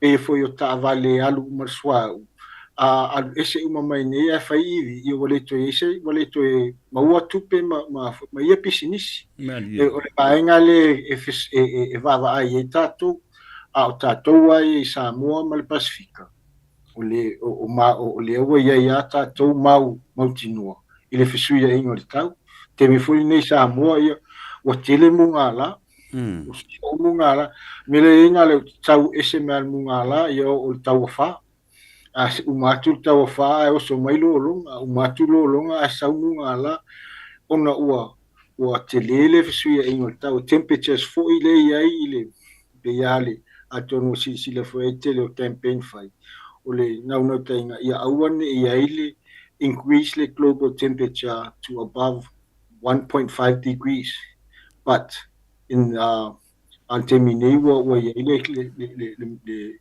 wo le increase le o fianga la telea mai ale ta fia le fa nga ino suau o le si se fulta sang o si le atu le vela ma si le atu ia a fianga ia mai suia ino ta fa fair lo fianga le vinstam in this your company o le lalolangi these industrial countries lo lanto fa nga ina masuru ina le suau o ngosi ai si o lo o la se vaenga o le fala puputonga lea o lo lato monitor ina ia ngā yoinga tangata ne wa o tangata ne o tātou ele o whaia ngā yoinga na e whaia isi atu nuu ai wālei ai tātou le sisi o le suavai o iai ni funds o tutonge nei tangata ngā I se pūle mwhaia na maua mai ai ni so ni mō tātou o le ilalo o le malienga le o le Framework Convention on Climate Change le sidia masala wiwas furu tunu o lo langi o iai o tasio o vaenga sa mato talanoa ina ma I o el malienga tausango tuanai e iai e tapena tunu uma mea lato national plan te tau national NDC National Determinant Contribution e fua e amaila la tunu le fai e fai lo mai lato ilesi se furu tausanga o le ale te leo lato ati na la ave ina ia fai TTI carbon emissions ia fai TTI il fa nga ino o fossil fuels ia ma increase ia renewable energy wainga umai ia ia eli poti atuala tunu taitasi uma o le lalangi think po le si tonu tausanga wata tauna avatuli poti atunu uma ile ila tonga wenga ia o fatino e tusa al malienga le wa iai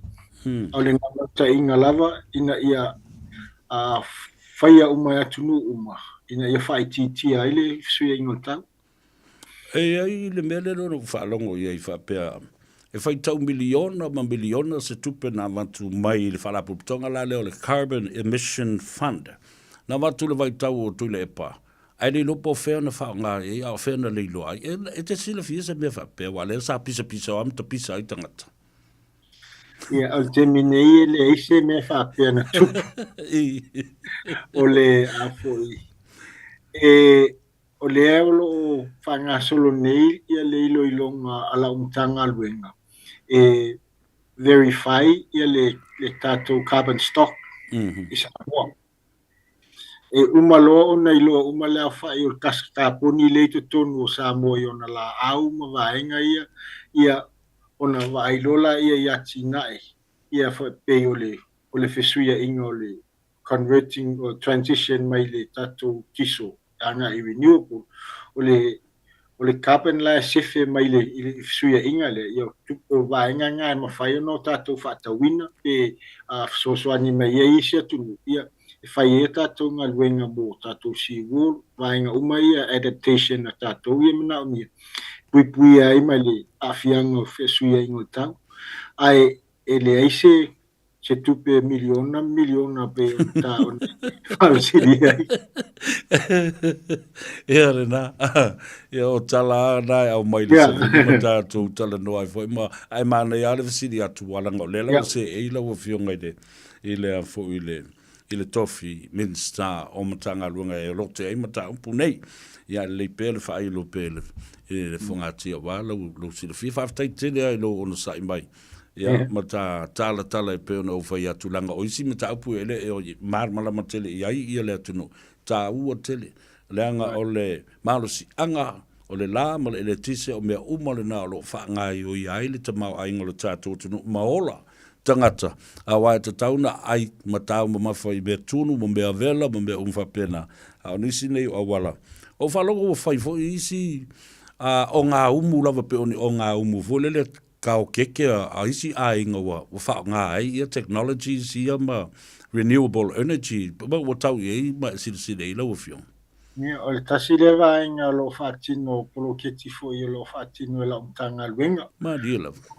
faia fo i nisio nuu ma nisio ainga ia tatou biogas ia o lea la e a o leo tauta mai mea ai ma la au whaapala mau mai ele kesi ia lea la e utu i whankesi ia mwhauna alo e whai e kuka i nisio ainga o nau ta inga fo i ia whaateleina lea ia mawhai o na whaapa uma i lalo le tau o lea to i ngā tina ia mawhai o na wai uma ainga e whai titi e fuile e tafu ino whaonga ino fufie o na mo ia o tele ainga tato tunu o whaonga whankesi e kukai o tau le tue fio fo i tameki whafu kai alala tafu le afi ia o ale umu whaonga le o ngā umkesi e whai e leo o le tāua la leo le whai o le tatou biogas ia wai umale mo le vao ma te urwhanua ia le tue tau sunu ai ave whaapala ia mo pai ele kesi ia lau o sau fua ia mo fua le sunu lau la pisi ia mo mai ia kesi ia tue whaunga la ia o le ala tam whaanga solo whaapokalami ina ia tele ia le opportunity le fai on whaunga ina le tatou tunu malo whaafatai tā ua tele tā se se mai lai le tise ma le malo si anga whaapowina tā se mai le tulanga o le tā ua o le avatu uma ma le fuafuanga le malo tu uma whanua o le atunu iau ao malalo lau mtanga albenga tō tele fo ia i la tau o loo wala au mai ma mātou whaasoa i whanua. Nisi o whanua sa i le mālo, sa whaatino ea tinae. Male tau tinonga. Ao o mai le bai tau o le o toi whao ngā ina e le mālo, nei whanua o nuu mawhio anga mai tu mālo, ini a tinae, wa te tau o na toi whaafoi i a whanua o ia a whio anga. O le asa tau tonunga lau whionga le minister, i le mata upule.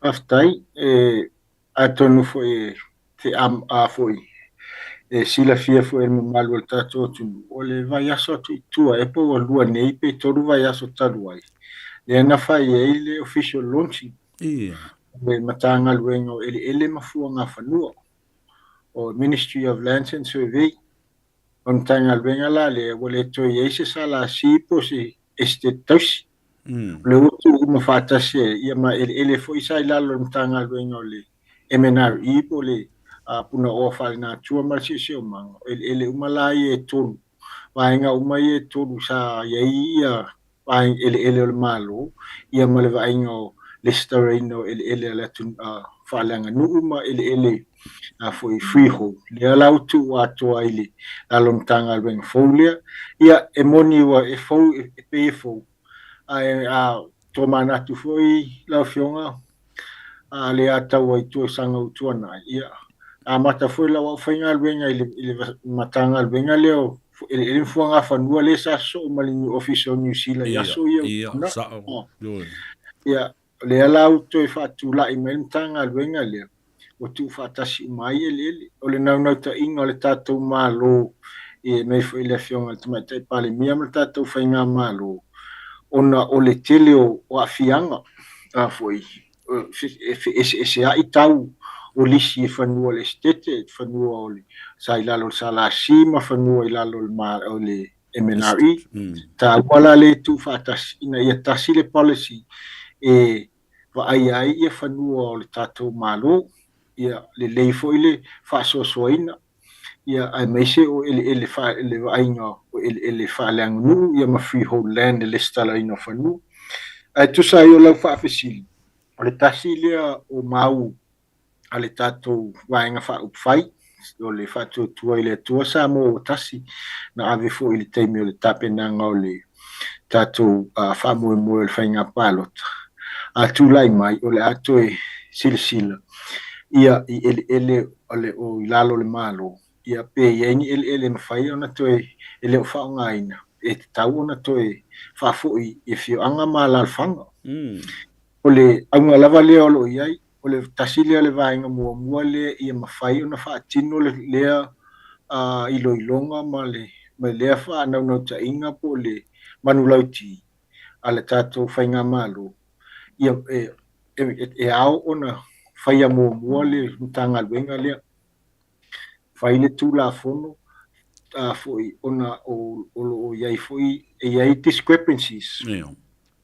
O lalo whanua sa lasie o lo ta ua o freehold whanua o lalo le foi o lalo le MNR e ta o government's land e ao lao na tu whatasi uma o na whata oto maila i o le portalami o fia tonu ele o lo whai e ati na el malo o fia fo ele e ao na fuafua i pe ieni ele mawhai ona whamatu vave pe o le whaso le mu i le tātou watunu, ai te tau na i se tū la fono, e whaavai ai lea ngā luenga.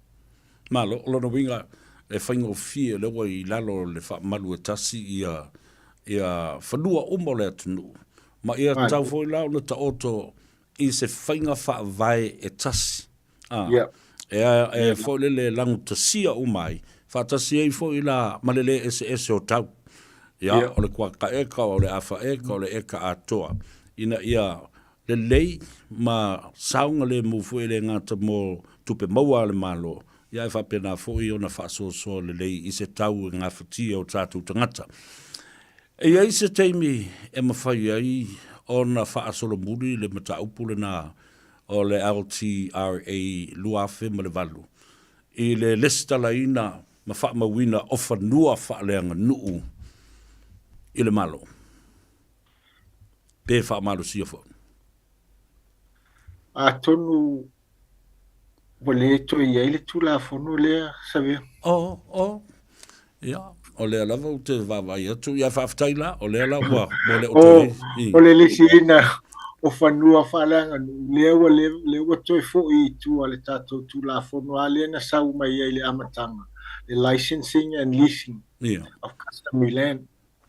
Lea ona ua telefoi le faali foi fina ngalo le tulanga le tauna lisi ina o le stala ina o fanua a falenga nu lewa ave esele vai nga tonu le lava na le stala paule ma le vai nga o faia pe o lisi ma sanya ia a fia lisi le titi saul ia fanua to ai nga faia le po io le lisi masanya na fai le lisi a fia lisi foi IPC le fanua e fai fa au so ia la topo ia a fia lisi foi ele e se falta malo ia fanua le ai nga fai la falta malo o lisi ai a mai ala o na fai le agreements le lisi le ala ina pa pe mai ni po le me senye ia le minsta vai a mo senye minsta o le nau ta inga o lo ia ile termine e pui ele malo pa e se me tupu.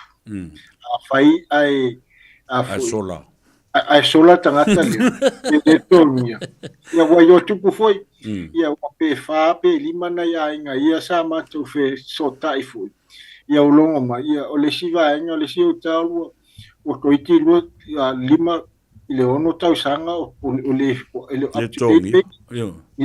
Le alan fatan no matam fai ia tutong kiam fai foi malienga male ainga ia vai o tulanga le ala i una a foi sai ia le minsta e fa pe o al minsta ele ona o le tutel o le puipuinga o le custodian o lands o le atunu nadi ia ma lo fa taita ua le o le mana malamo le atunu o le ua ave esele na vai ngole tula fono e fa ua pea ia nisi lisi alo ia e pe ona fata o tu bai fainga fa vai fou wa le mele na mana o ye to te le tanga am salo sa wa ya pangi ai ese lo le vai tu la fo ai o le si vai nga ta wa lo fionga banu o mo o vai e le la mo ava no fa pene le toi au mai la le o le officer of no mo fuanga fa no I lalo le fa malu malau va inga fa mata o se tulanga le leile o le ale service e mafai ona tangi atu ma sulu fa atu ia se ainga po se nu foi e se fesosoani po sina se leni foi e fesosoani atu ai fa matu mai ia low officer mani tangata fa inga alwenga e fuaina ma fa pine tua oi ma le pisa o nu ma fio anga Haftai I vaenga ia o fuanga whanua. Ua tausanga o tua na isa whatinu ailenga luenga lea le whainga whaavai al malo. Le ana pei o le whaataunga fo i o tātou piti salma. Ua privatize. O le tāua la le vaenga mo fuanga whanua. Le ua whaamatu ua I tua. E whai ia company al au fu whanua Samoa. E la tau te whatino ina le tele o ngā luenga ia. Ono tausanga o tua nai. Le sa ele tele ni fufonua I Samoa. Sa whai ngā luenga uma I ala I lalo le mtanga luenga. Peita iane. O le ua vai le focus. Le whaamua a le mtanga luenga. E verify ia plans o survey. Ona a le ua tūlanga luenga ia o le fua ina o whanua a inga. E whaunga ia private surveyors. E le o te mawhaila o na a fui whaunga ina ia au I le officer. Wea to lua a fu whanua le e tono mtanga luenga. Le whainga luenga mtanga luenga.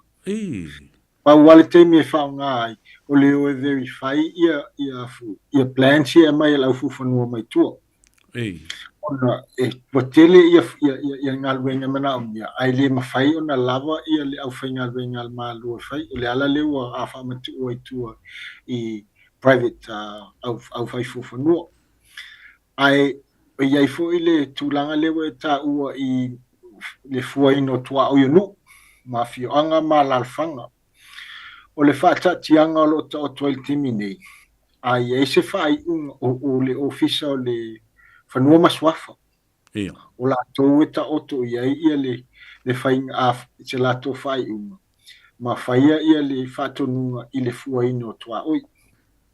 Sa whatino fwoi nei tausanga o tua nei atu e le matanga luenga ona o le talo sanga mai ale ofisa lea.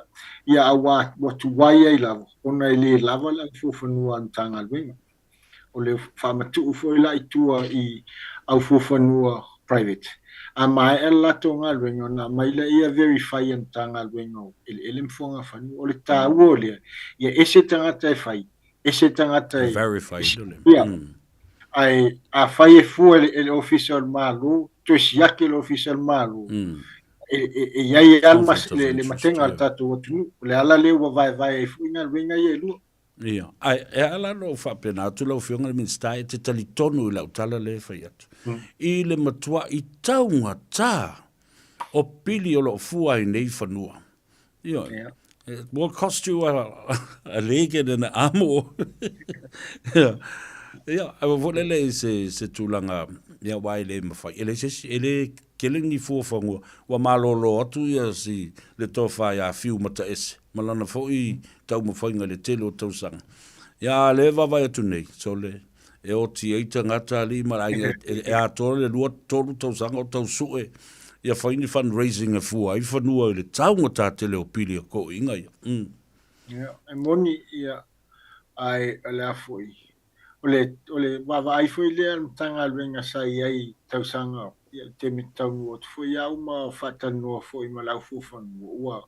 Tele ina matutua ma li taia ia tātou fufanua tuai. Le ai mani fufanua fōua iai. Le ala ua ave ei tōrua e peto o tōru ia tamaiti ua ave whaskorsiki. Mō fuanga whanua. Ia ua le ango tamaiti ile foi matata.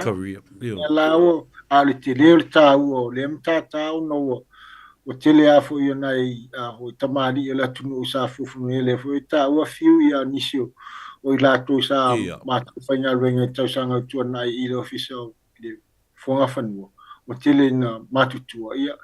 Ua nuna o mia fwoi lātou li tai. Sa o lele a. Ta te mawhau I se Porokalame fwoi lea le malo. Ia po le matanga ruenga fwoi. Ina ia whaato sina mai ai nisi pe to lima pe to se furu nisi e ave whaapitoa.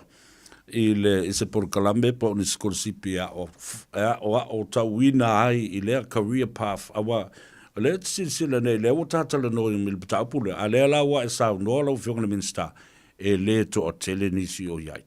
Ma o le ala fo I la le na o le tau ngata e le se choice ia po o se option le aturu o po oai o I tau ngofie ma fai wha tau vanga fo I lea mo le atunu o le tau ai au mai ia o le tau le na tau te mali ia o sa iri mai.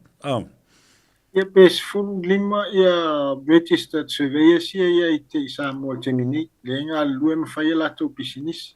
15 registered. Ia a sila fo ia I pe ia alfawina alfali. A fawlo fali. Ia e se tau o le 10% ia le tau o le tusiaka. Ia e se le tau o le engineer. E se tau o le kamuta. Ia e whapena fo I la alfanua.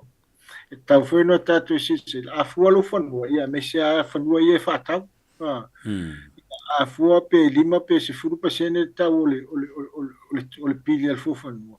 A whatau lo fanua. Ia o le tele o le tau le valuation fo ile wa ia I tonu o tele o tatu fanua I tonu la tinu. Au fanua a fuanga ia mo vaenga ia fanua fale anganu. E moni la lau sa noanga e se sila fo ia po le ase fa mama avenga mo tau Samoa ona ele o se vaenga e mau ai se tupe ai pe o tau ale ai e mo tangata fo ia e fuola to fanua na faila I o commercial a fo e fuola fanua ai fai ele lisi le PC po le lisi e se falta malu io le la mo ai tupe lo fanua tau fuila na sila ia tulang le fa alu tupe mo mai el tupe ai mo tatu tua o I lava fa langa nu ia o vaenga ia mo ni el sa no ia se I wa ai fo ia po le ase le tau o ia ni ia pe ia fo se a wala fa mama venga a le fainga ta lava le ona toi a mai fa tino le malu ia langa le ele mafaina ia ia matenga ia le lau e ono iai whamsino foi e whai o tangata alena fua ia o la tu fua I masana ia vaenga tumu vanguanga ai ale to saunga to verify ai a whaina alexia mai verify mutanga luenga ia mauainga ia vaenga talo whai ia malo whafte tele lau fionga a tonu wa uma atu ia vaenga sa o fia malmalama ia ima fia malmalama fo ile atunu a ia se vaenga o pa u e te fia manatu e tau na whailo I le whangatia ia o le avanoa lea ma le whaalalo I lau fionga ai pa wale lea ia whaftai fo I molama no ua whasoa ai ia tue iau na e saunga fo ia e au ngā fo I avanoa whapene ia e vato foi se vai vainga ia ma tau mawhainga foi al tātou malu ia tali atu inisi o whawhisili ia ma atu ngalunga foi al tātou o tunu o le talo lava ia a mailo tō whatu I tuanga e le o nau tainga lava ia whatino le mea saa ma le mea muni ia waselu mana ia Samoa a ia foi se ia ava no whapene ia whasoa mai ia matoi fau el tato sa ile luma e whaftai mo le avano tato whasoa ile ne ias ia mania telele fo le Porokalame ia me se foi Samoa lo whafongfong mai ia ma lo whaftai lau fionga ile minsta le o wha e to sivi ia Faiva o manusina sa tof si ai ia le lititai ia o le foi o tole whale o tautai ia ma ua sisi ofe ia ai lau sa Faiva o lau fionga a malo Faiva whaftai o lewa ngā e ia Faiva o lau fionga ia ma le tā Porokalame le nei a fiafi te talo le ia maua le tō wha ma le whautanga I lau fionga wale matanga luenga ma le tautua fo I lo tātou o tano ia maise le puipui o le sanga le mū le whatalo loai ia wha ai ia ma wha ta oto ai pe au langa vale pe ato e taliu le uto Ia ai tātou whelo i pēr manuia le usunga whono, manuia fo i lau whionga, ai whāsoifua ia ma ia manuia. Ia, soifua, aftai. Ia, le nā Samoa ua tāualunga atuai, ia le talanoanga ma le whionga le Minister. Tātou o le malolonga ma tātou telefou i vai whanua le ngana perita dia. Ia, ona tātou toi taliu mai lea. I le poloklabe le atou sa vea malauli, i le nganga ifo o Faiva o le asolulu.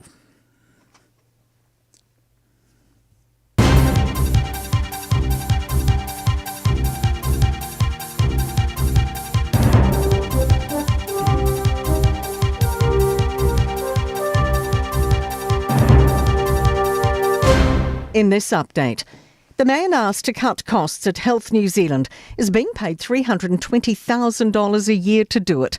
The Post reports Health Commissioner Lester Levy is also teaching 2 days a week as a professor at AUT. The Prime Minister appointed Levy 8 weeks ago to stop HNZ reaching a projected $1.4 billion deficit by mid-next year. Chris Larkson says he's comfortable with Levy's working arrangements. He's working incredibly hard. He's a high calibre, experienced professional. He's exactly the person we need in as a commissioner.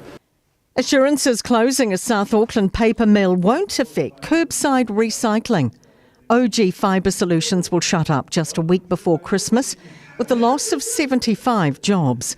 It's the latest manufacturing firm challenged by high electricity costs following Windstone closing 2 mills. Auckland Council's Parul Seward says paper and cardboard collected from homes hasn't been going to the Penrose mill. It goes to various markets in Asia because we sell paper and cardboard as a commodity in the markets and we go for where we get a good price for it. Suggestions of sabotage of a delivery from Taiwan leading to exploding pages injuring thousands in Lebanon. At least 9 people are dead and close to 3,000 injured after Hezbollah-owned pages blew up simultaneously. Hezbollah is blaming Israel. Deakin University terrorism expert Greg Barton says Hezbollah ordered 5,000 pages from Taiwan about 5 months ago to avoid Israeli surveillance. Presumably there was circuitry that was added with explosives coded so that when a wireless message went out with a certain code, it triggered the devices. That's news. In sport. No qualms from the New Zealand Olympic Committee over the removal of an athletes' village at the 2026 Commonwealth Games in Glasgow. The event will be pruned in an effort to be cost-effective, with reduced opening and closing ceremonies and the number of sports scaled down to 10 across 4 venues. NZOC boss Nikki Nicol says the absence of an athletes' village could be the way to go moving forward. The days of building big villages and things like that have gone. They're not sustainable. And, by being innovative and creative, we will find different solutions. The Black Caps' Will O'Rourke has been New Zealand's early hero in the opening test against Sri Lanka in Galle. The hosts started positively after winning the toss and batting, but O'Rourke has snared both openers, the free-scoring Nasanka with an absolute peach of a Yorker. And that's sport. I'm Raylene Ramsey.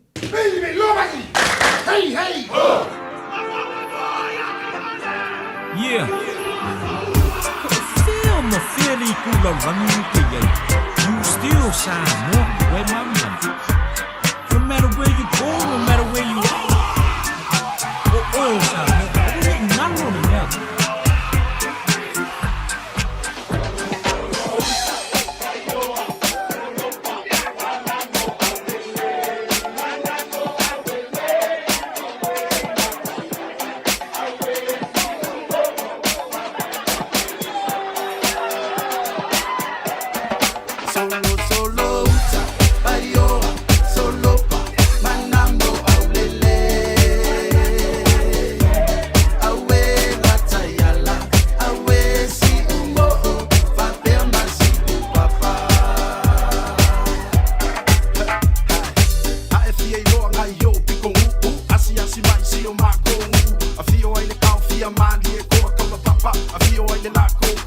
Le alo ali I ku pole sava, tu so ali ka ua.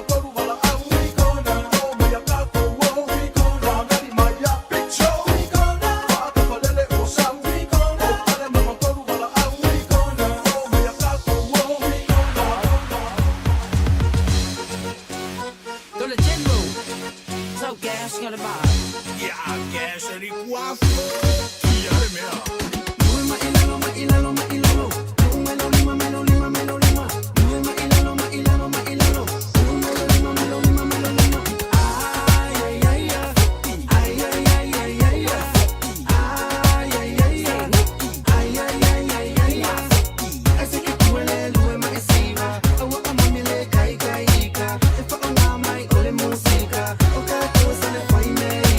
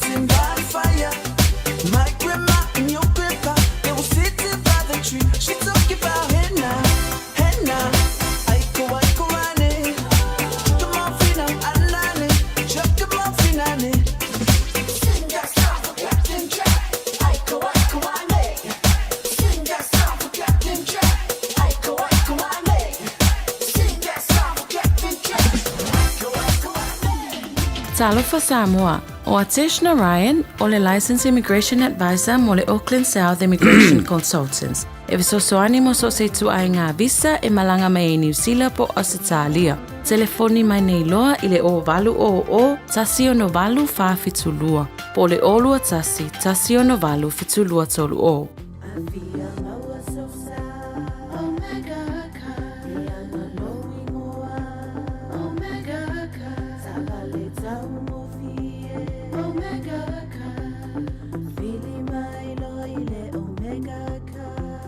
Omega Cars, lua selau Capital Drive i Manukau. Po le telefoni o iwa lua fitu lima valu tasi lua. Susu mai Manukau ne Omega Cars. Umalole keisi le Omega Cars. Ua te tala le lala fau o le Deals Direct i le aso tofi aso lua se fulu iwa o kuso i le tuatusi limas fulu Love Grove Crescent i o Tara. E te mawai o loa mo lauma o ta pei o mea fale, umukuka, ka peta, mea whaingaluenga, maisi telo o loa. Vala au loa le Deals Direct i le lua tasi wha iwa fitu o. Lua tasi wha iwa fitu o. Ta tala fitu aso mai le iwa li taiao i le fitu la fiafi i le limas fulu Love Grove Crescent i o Tara. Radio Samoa. Taslima iwatolu amo. Ia, toi whatalo whatu i le vaenga bulibuli i o le tātou pola kalambi le ia tau sa vea i whapea fwere sunga lauli. Aise ka male ngā ngaifo o Faiva o Samoa i le nei fo i o ngā tono le vai aso le asalulu le nei. Malole ona sa i ma le lava papale fo i le tātou tunu. Tau walunga atuai mo le talandoanga ma le fionga i le Minster. O puna oa wha natura, wha pena fwisi se o manga o le atunu, ia e mwise fo i o whanua o le atunu.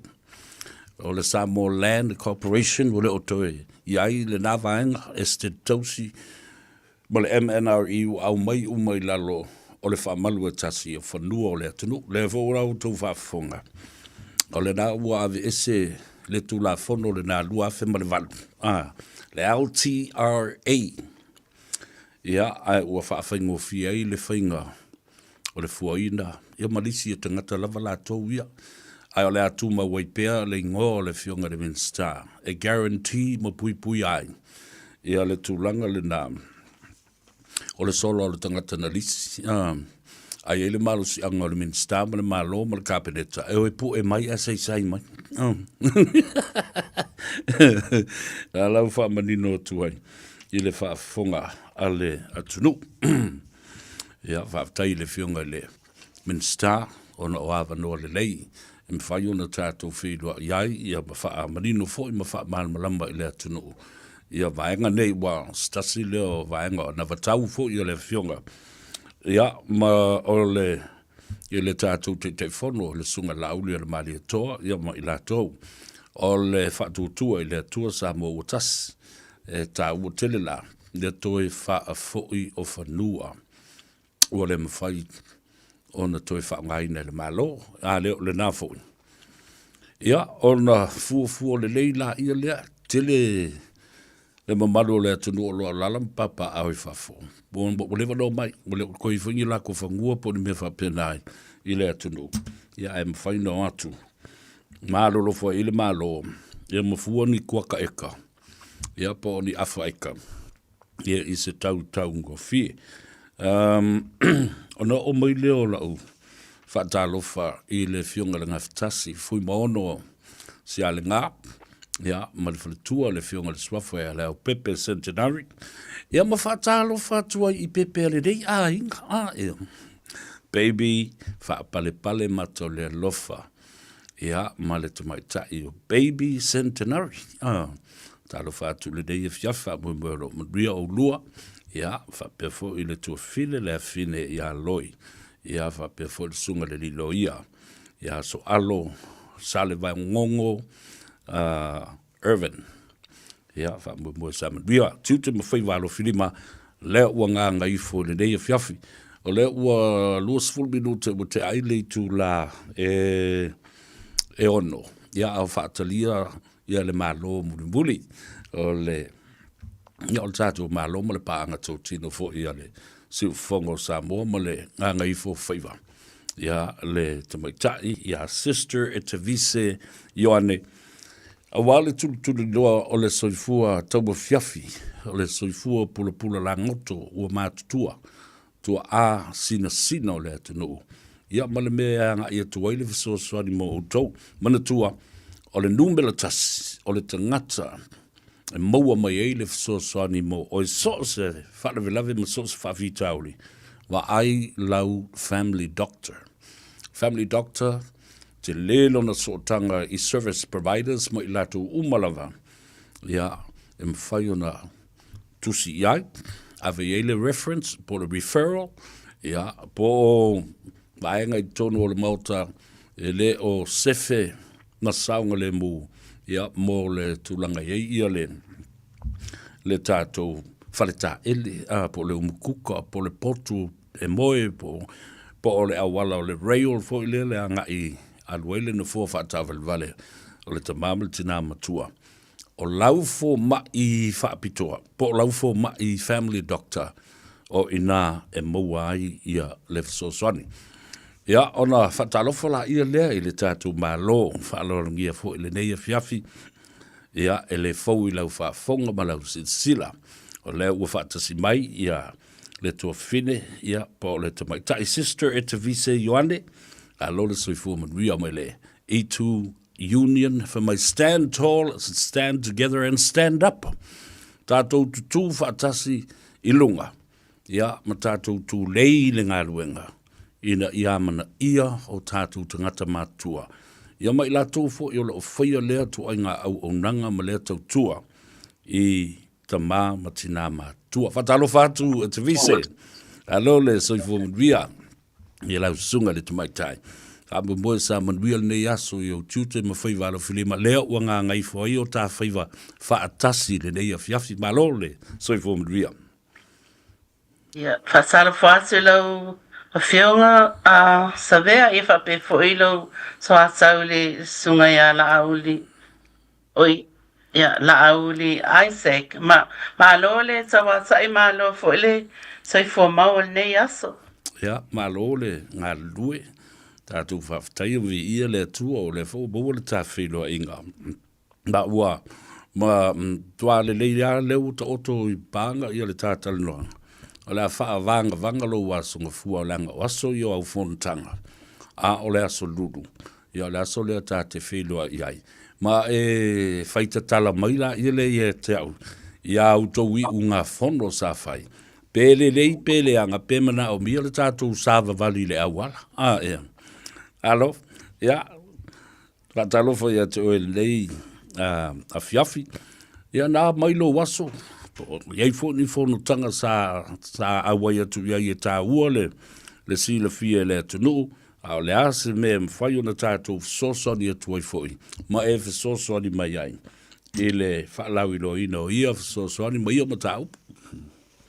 Ia, whaftai lava mo lo wawanoa nea fiafi, sala fats fo ia sa mo lo fa fo mai fats se mai ne po kala msa u ia ole ne vai so aso e fo ne ia so olo o sa ma so feo ia i le community o nei la sa o ngalu ai i takanini papakura sa felo ia i ma manai tanga fainga luenga o lo ngalu e tono o fale lo o ma wai nei tanga sa matsua sa fatsala no ai fai matso fontanga. Ia mato so ala pule ai ma whaanongonongo i fo i tūlanga lo o a whiela tu tono whawhainga ruenga. Ia e mai se fo ia le a whianga o nei tangata mātua ona i le se whima le saonga le mu i le te leo a wala pe fo ina tata tano ai le taimi o mawai. Ia peo o se whiwhianga tele la wad whaafsanga i wad te leo i se taimi o whaifono i lunga o le Zoom, ia pensila fia, ia au nei, ia awhafsanga i tele, ia whamtalanga i whai, titilo mai titilo atu. Ia mamau ai fo ile mawhtanga lea ile au maua ma sanga fo ile le wa masana na faititia ona o le tele o wala i wasui mai ma fai unga lo wa mai le malo ma farfainga luenga po pulo farfainga luenga wa afia ile tulanga so e mana yanga luenga neva ya so tele na sanga so fainga luenga sama so felo ai so tele fo ia members fo le uni wa na sanga so fo wi wa join le uni e o mai e tu fa sima manga lue fa sima so wala vale e matou galuega le mo le sagasafai galuega ma le aafiaga se lelea o loo maua ai nei pa o le a sili ona maua ai nai tagasa matua manai o tatou tuaa sinasina le gasa i tono o maota ia loo alala ai ia e mai se foi tono aiga o loo maua ai le auaunaga lenei ia ma loo faaloalo lava savea malo faafetaitaua tele le tatou puipuia o avanoa faigaluega ia e mai se foʻi o le auala e faatino ai e i lātou o lea o lo alu le lātou taimi ina ia fesoasoani atu i nai o tātou tangata mātua. Tele lava i lātou e wala au mai le porokalame nei, ma ou avatu i ai le fautuanga pe o na tātala noa ma whaaso ai. I no fuanga umolo tau si ai ta maam tina mātua i tonu o maota malawa i a lātou whanau. Ole fo mai, the family doctor o i ole au tū e ave i ele ta maama le tina ma tautala ma whaali le fo mai mana onga o lo o iai. O a umarisi mea o le fo mai alo ainga. E whaile referral i service providers e mwhai ai o no o atu le sosani. To e wha maamlama te isi le vaenga le ma mailau telefoni a wha mole te visa. Ia pei e tāua i o le whaatala noa a whapewa pei nei tanga sa mātua po e ni tūlanga wa a whiela tau. Ia ele ma whaina o atu loa o i le vaenga i e mau mai le service lea. E te tau na awele le li poti mai le fō mai loa wa aia. E pei whaingo whia pe a tau si le fō mai.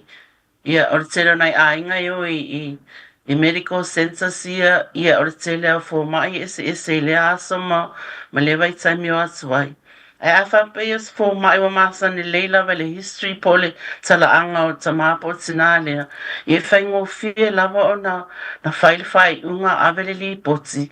O na wawe i fo ile o na mawaia au nanga i e mana o mia e tala whea ngai ma le mana o po le tala whea ngai ma le ngaluenga le tauna whai po fsasani e mawae e fia maua tamapo tina. Ia me se fo i o nai tangata lo pata o tole whale mai i lato lo le ato tole mano se tino por mawhau fo. Ia whapena fo i o na awala mai isi whamanianga e support ai me fsasani e lato lo tau sia ia nai tangata i le ngata la whainga luenga. Au nai ainga fo ima ma tato lava ainga lo tau sia tato tamama tina i le whale. O le ale process, yo, tau whaftaitele. O le ale process pea whapea o lo iai se tangata i le maota po le lawa fo leo lo tausi ai ia le tamamatua po le tina matua. O le ale au bala i whaiona so tai ma whapea tu look. A wane i toe tuli mai o se si fo leo se caregiver. Ai pe iai se au bala i mwhai ai on a train le tangata le i le fale. Ina e o mawhai o na whaia e ia le ngā luenga lea i ona ilon tamā, po lon tina. But how is her assistance financially is processed?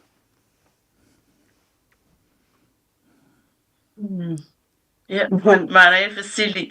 Tusa e ia nai tangasa yo a inga le whale. Ua wa ai e lātou lava mātua. E mawhai ona whaatara noa pe mawhai whona maua le au nanga le wa ia courses po o lea wa noa. E mawhai ona refer for ia pe awhape e ia nai ainga Samoa sa masonga lui. E ia le tamas lo matua lea. She did a course sa whaelo atu ia au nanga e fai fua nga luenga le o le sausinga o tangata mātua. O nā alu leo ia o lesi. Sa fai fo I sa au mai lea manoa e alua tuai e whaali e le like basic health needs e va ai elon tina.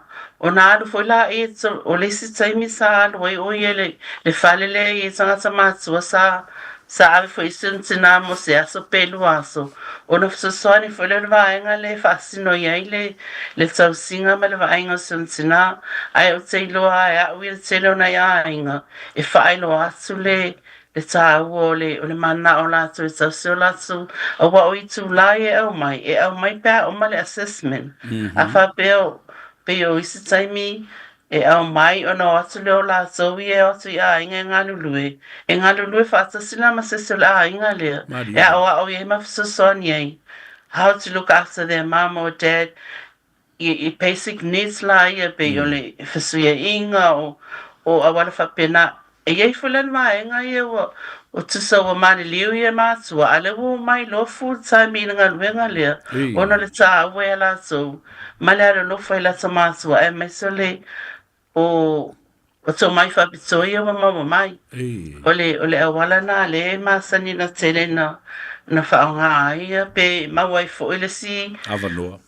avanoa e fsasoni e la so I ro tau sia mātua le whale ai mo fo mo le tupe la to wa le na o umala o fa ilangi le fo longa te mamal tina o le o tu mawai le to mai male anga va ale e ma faila o no to apa mai I tangata nei ma matu so soni fo la le pool of workers le wa pe wa ngao fo le tangata o ese ni tangata ma lo retire ni tangata ia ma le fio mai o le tupulanga tala vau e fa te ai o le telo taimi o tangasa ia e sili atu le ma le tāo la tonga lue o na lai they work from their experience o le lato alofa ato e lato mātua ia o le o toi ai lo wa alu mai nai mātua ia wa au nātu iai e sili atu la le e se foi le mane o lato o nanga wai le ngata o le o nanga I maua mai le tupe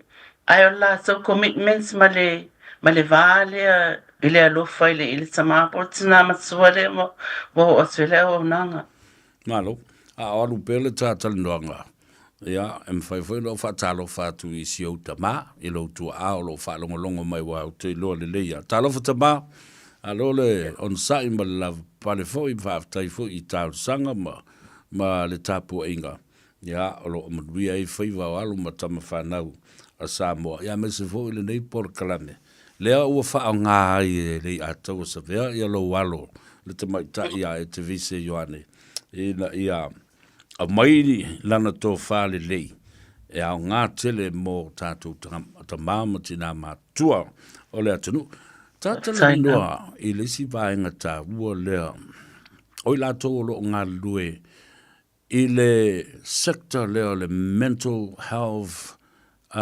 disability po le mental health o le a se talitonunga ia I la tō olono winga e iai fo I a o onga whaapitoa mō tātou tangata o lo ngā lulua I le sekta lea, a le soifo maloloin.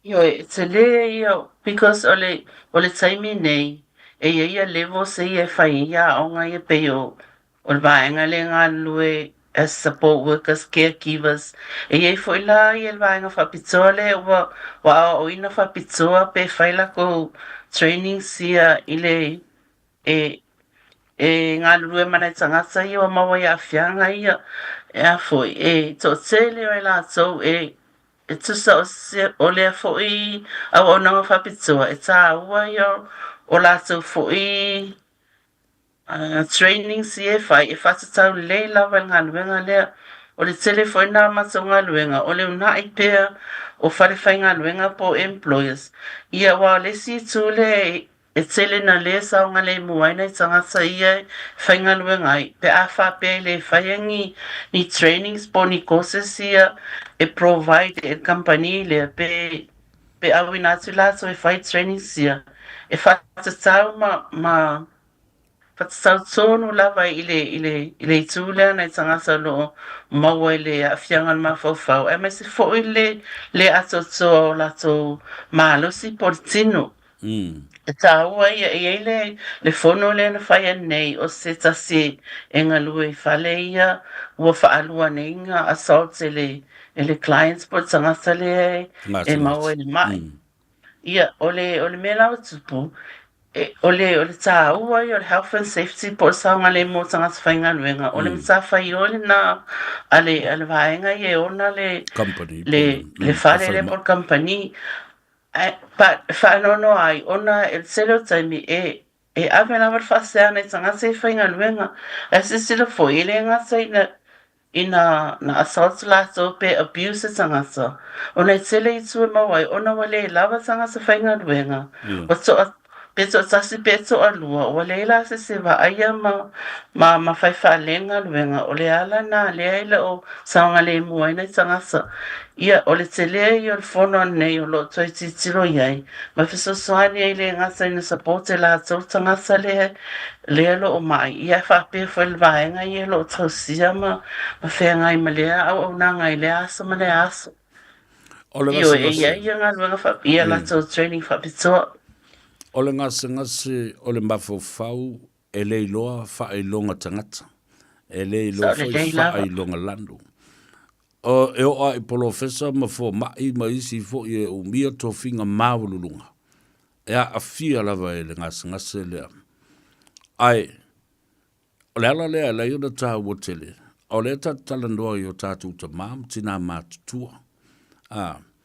E fa fea ona fesoasoani o tātou ainga i o tātou mātua ina ia i loango fie ia le niswinga ma se mea weloei ua a fia ia le tamama le tina matua i se teimi mua po le amatanga leo le diagnostic process i le whama o le mental illness.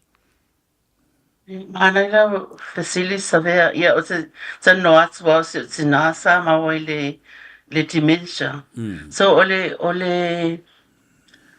whailonga mua sa vai ole ngalo lea o mea e ngalo le mea tuai lea o apo sana tupe ngalo mali fo se tina masana le lotuma avele maso te tusi ai te wa aso ele masina ai amai le fe au mai o il fai fe au e avatu ana te tu sele tu pe son ona e alu se tina ona ve sele le tu pe ile no el pitolo lona ie pe tu lantanga ai ave no te tu ona la ngalo ya te ia ngalo me ngalo isi taimi po tau sami e fancy e fama i oman tau sami au isi taimi e fama ile tau sami ala o so a matanga ngalo me pe ngalo me tu wai me ngalo tau sami pe fesili so o wala na ilo ai wa masana na mawele mai leo le ngalo po le dementia so ina ai masaina na fasa tsala no o isi e ngalo me sami nei ai mana tsua ya me boleva na tse e masana na ave ya tsai e famana tsua i wa i sami a tsilina na fainga tsale mai le wangalo fo io ngoa e lona to o lua pola na whanau e ama se foi ona ngalo la so o le tsele la wala o le fatsala noa whaongani sa alonga e whaongai la sa mawhau ma pe whaile pele po anime whapena e ama sa e whai pela ma whaongai peola sa mawhau fatsala noa o le tsele o taimi le sanga sa matua na le matua ki le TV tu wai luma ai fai fe au pe pisi ia e fai ngata la vona ma wala so le va no le tsala no ai pe sino le si tu na ti lo ia pe po si tu na ma sanyo na ama sai ona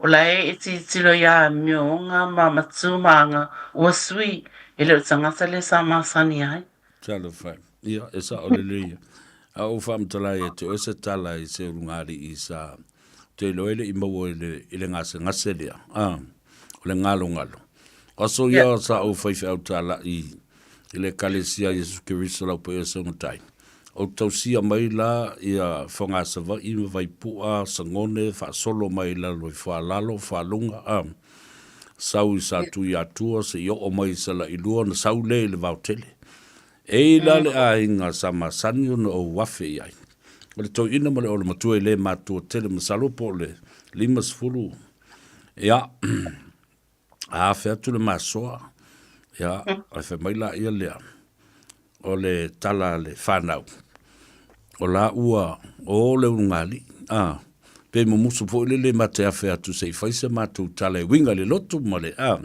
ia a le mea lawa whai ua whamai o lai alu ia le toi ina i utai le maumanga a o le tina o lo o alu i le pasi o le whaasa le e alu anga i sale le longa e whaile whaatau ia matutu wale ina ma lau soa palangi e whamai lo le soa lau soa le lau companion e sau mai i uta mai au de le vea tilo tu fo i lalo le moenga kikilo ku lalo le moenga au loa kuai ia le pātua o le toi ina e umai te loa ngo fia tuale va o lana pea tare pea li koe au vai atu tafta for sef e tu e vai o le tangata la tu i tu o le sefe au le tinale na au fai atu loa i le whanau ia fai il tau tama one ngalon to e alu i tua i le maumanga ia awane ngalo malu ma avela na pea ai fai le tau tina a to e alu le pasi i sale lo ngalo ma ave na vai lo no winga la ele ngalo ni me itanga tane re tala fai me mautinoa fai me mautinoa le mana e fai se la tu tala male io tala mali e fo suang le va tele tatu te tali e ai ile mali o me pa o na fia i me fa pena pat o tata le no nei science le o tala no le mata upula o fa i longa e fa i lo me ia to e wa mata ia pe na o le no fo le o to sa i le tai bi fa i me ai o lo le ia ya le na fa ia tu le lotu ai ta o to i fo o malo fo le pe la mo pu lo ia tele me ois taimi fatso e vas foi eta ele for mai oka e feo ka skos volo fa kong mai ya ka ele o ka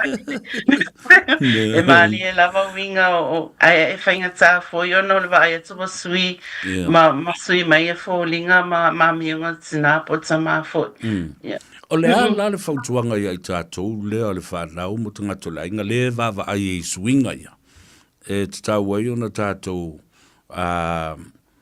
mata i tū ma tātou o no sai ma whapena no sa ili ia se whasosoani ia li fo mai ma tūlanga whapena po community health care po lea o whele e anga i mua i o tō ia ang tonu ese lava a inga wai ese lava ya inga ese foi me tsupu ai pe yo le mea na ava ai tsupu o falling mai fa pe e ma fai foi ona na va se fo mai e confirm mai po wai ma fai na fai e test e tu le toto i lo ai e fai fa atal ma fo fa po le fa fo i pe o se sinasa sa stroke ma sanina pa u e le lore na stroke e va so ia ma se lo na na fie fo o le situna e te na fie ne tanga tamatsua pe pa ul falta ele pe pa ul moenga iona na afiele la tama fa afiele malo siltinoi e tsua ilunga pe ia ona fa pe sole la tama lo e ma ai sa wala wala ave fa pe leva ai tsua sui mai ona ave pele e fa sana siaki ma fa ia tama singa ia e lo ai ma confirm mai wa le simea ele lo pele ma wale ele Alzheimer's ai o le dementia ai ona pa wa o le lavano matua ngano ai ia fo e tsau lava na fa mautuma e tsau mai e fo ila ma au mai e ni fa tsuanga e tsau si e ma fiso soani e la so e a fo e fa tsau lava la so ma no si mana onga le fi ma wa fiso soani malo fa tai ta u tele vele sau no ia la sunga e te vise. Awa, you know, o te tau ana iai sesi au tafa o le tina po le te mamatua pe a nga i le fale le taua po le fale ese ia po le fale fo i e wha malu ai ia manatua le o toe tutusa le malos o le tele wa sa i vole anti le wa le levana mali o tunei le sunga le ataua te o whenga ia ona ua pa una afia ilo na sui la palapa tu lo fa fonga le tunu na ngau le sui la palapa wa le mele wa matua nei ai pa e wa ma ale fo le ma vai o la to ponga i vie ta ngofie ngau ngofie ai ona o le matua o le soifua wa iai e mi ase taimi fato ama fai ona toe so se ponga i pe toe heal sa ole ia la sa fo tuanga i la to ia va ia na yo ta mama tina matua i mauta mala ia o le taua o le iloa because o isi taimi e tope ngā luenga pe le on sai fo tato e taua i o le ave o le taimi e whaatua i lunga ma whaano fo i lunga ma whaia i ngā luenga i e peona e sau noa e whai ngofi e ai tangata i maa losi o na iesem e vave o na hio pe vave o na pafuisia maa losi o na tangata matua o le tasi le awa le tele na whai foi a le sai fuo na tangata matua pe apa e mai se la so tino i ele ngata i le o isi ai le ma whai na toi so mo pa pe feo ai pe savali wa alo le go chea pe le ma fai na tsa fe alwa o le ala na le tu ma lo se ma so e una ile tu le saungani mo na sanga sama su ona pela mele tsa no atswai ina sanga sa fainga luenga o fai ti tia ya itu la fai ti tia sanga sa faia o sanga sa la ye siliona afie iswinga ia ona sanga sa matsu pe ona sana no atso isi tsai mitso no isi fale ye so sene sanga sa e o foi vaenga ye o ya inga ua whaiti sa masana to o lua sanga se fisosani ale o to tasi pe to fia limas fulu tono le o le fale le ai pe o le pope no le to o lua sanga se vaia so a wala mana a fa pela la o rush dia po ta topenga luenga ia o to enga mela na tu po le to ese tsai mile fa pele me fai le mu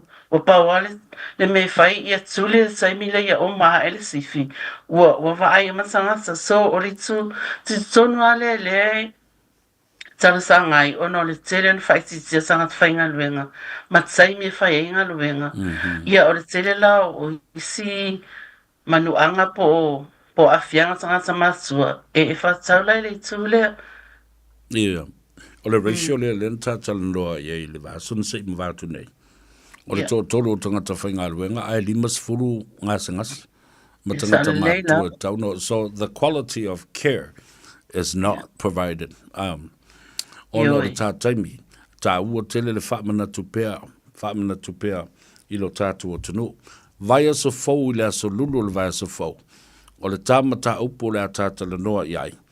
The decision to take parents to the rest home. O le atatala ndoa e le whai unga. O le a whai e le whanau. E le o se whai unga whai ngofie. O le a le taimi o mai ua lai o na mawhau i a le whanau. O le a ave le tamamatua po o le tina matua i le whale o tangata matua. Nāna i le tā isu le nā. Ia, o le a tā pena i aile tā polo kalame le vai as fau. O le a vea fo i ma tā upu e ma whai o na lapata ia, ma vesoso ni ai i whai unga a i la tau. E tele mea. Le tele mea o le lava vai tausi le tamama le tina lua. Ia, po se whaatonunga mai le fo mai. Ia, po alava ia mafua anga e tūrai mai. O le ātātana noa iai i le vai as fau. Tuli mata iai i le whaafonga ma le silasila ma le tāpua inga le atunu. Ia ai la fo tuia le nei avanoa. Ma mole tuai le nganga whaaftai tere i lau sunga le tumaitai. Ia o le whaasosoina o tā mata upu. Ai maise le whaataua o tangata whainga luenga. Ma le lātou au nanga i o tātou ta mamti nā mātua. Na pafsai lava savia mana ye na tonu ia ia pafsai tsele lava mo le avanoa ma se foi ole avanoa avatso se au nanga foi wa ma tsona ntanga fatsa wa ma au na fatsa wa ia au tsonga luenga fai fatasi o me foi na le pafsai mo fifia e tu fatsu ma soani ia ma mai foi ia se avanoa tatso se so awal nenga luenga tawa ia mesela mo nai tatso tamama tina ia malau tele fo se tatso tunu ai mesela val tatso lavangana ia mal so tele o alo Samoa tamama tina o longa luai foi ia fa pe foi nai ainga fa tsai tele lava mo lava no mania tele Samoa fa tsai mo tapua inga mal so talo ile asa mle aso lo manuia inga luenga lo matso fenga ia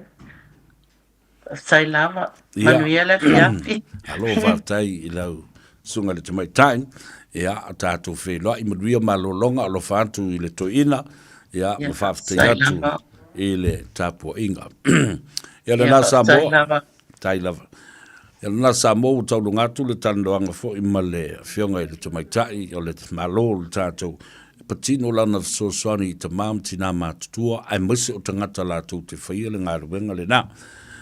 Ona tawalunga tuai leo la utala ele mata upule nei. Media companies for the Chokum meeting in Samoa. Leana whaali mai le asona le la le mata uti o le mea lea. No tender process for any other media outlets except it was given directly by the Samoan board to the MMG from New Zealand. Nea lenga whaiatu. Nea wa o mai lava ile aso ile ito e tali mai le fionga le tamai tai palimia po le minsta fo i o fisota inga. Nau ila tō wā nei o te fono ia ma officer sili. O lo la tō ngā lulu e whatasi ma whasalo ranga al malo. Ia po le media fo i ale malo. Lea ua taunu uai. Ile whaai unga e tu inatu le lua tesi ma le 5 miliona tala. O le tala le nā. O le whaai na elo ma le lato le manatu e amana ia ai le autu stala Samoa ma le au whasa le lau. The Jaws, Journalist Association of Western Samoa. Tangi le fatu. Iwa. Au tau te tai o le tātou o tunu. Se au tau sila ane matanga iane. Ele mata upu le nei wo ia ai le ai atau. Ma le sa o le tonga foi. O le au whaasa le lau. O le au tu stala le atunu. Na tala tonu wa le tau. O le whaina elo. Tu lau whafonga le atunu. Le amana ia.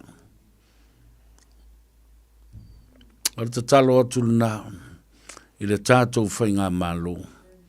Minsta, mautau o ofisa sili. Ai se a o whai iai whapea. Alo matama whanau o le atunu.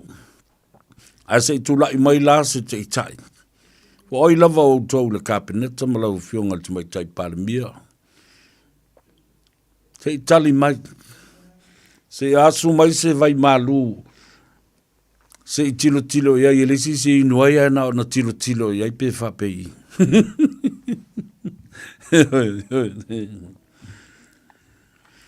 Ia seu sila. O le tala ave, e momoli ai lau tau whama lau tau savali. O le mea le na e tau na toi tilo, ma whama na tuatu. I le pa ia mawalunga o le tātou whainga malo. A wae o mai fo le taimi to te toi mana o mi ai. Le tau au ma le fesosoni.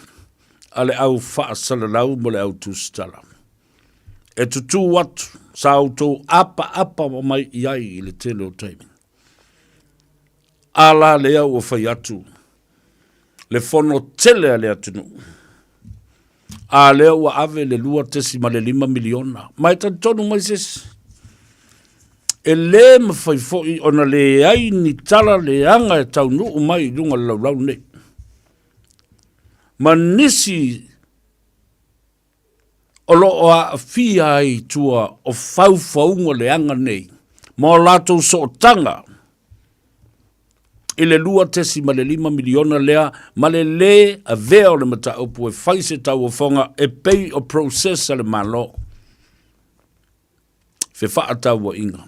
The tendering process. Ai auto sila fo iai. Whatever. Na sila le fono lea tapena. Ma ila tau ia. E tui me tang olo i le tāpena ina o le mea lea. O lewa nau tau sila fia. La le mea na le whaia ai i le amatanga o le nei tau sanga. Ma tu inatu le avanoa. I media companies tu maoti a le atunu. O tau wa ai mau lalo ma lea mana ia ma whaina elo i le autu stala Samoa ma le au whaasala. Ko lewa nau tau silafia. A lea o le uia le process e tau na whai ai. Ia, malu ave whale li Samoa. Tātou a inga whaasala lau ma le autu stala. Ei, lea lofa ma le anga le leo le atua la whaasino foi ma whaali mai ni mea ma tautia. Pea mai alfolo re nei. Leanga o le whono ale atu nuu atoa e o lava e se tamai titi whātoa whanau anil tai au. Ia manuia tele Samoa, whamangalo se leo le o neiva pe foi le sunga lauri. Ia e tātou whenua i le asoa tai au. Maua se whinangalo le tō wha sunga ia sau. Ia o la autou mafuta. Gagaifo Faiva o la autou a una le atou se pere nei. Alofa tele mo oe. Ia manuia tali ngā sua maosi ngā tauranga o le nei a fia whasoifo ia ma ia manuia. Karaka pese ari. Mama sao se aso tato e fia va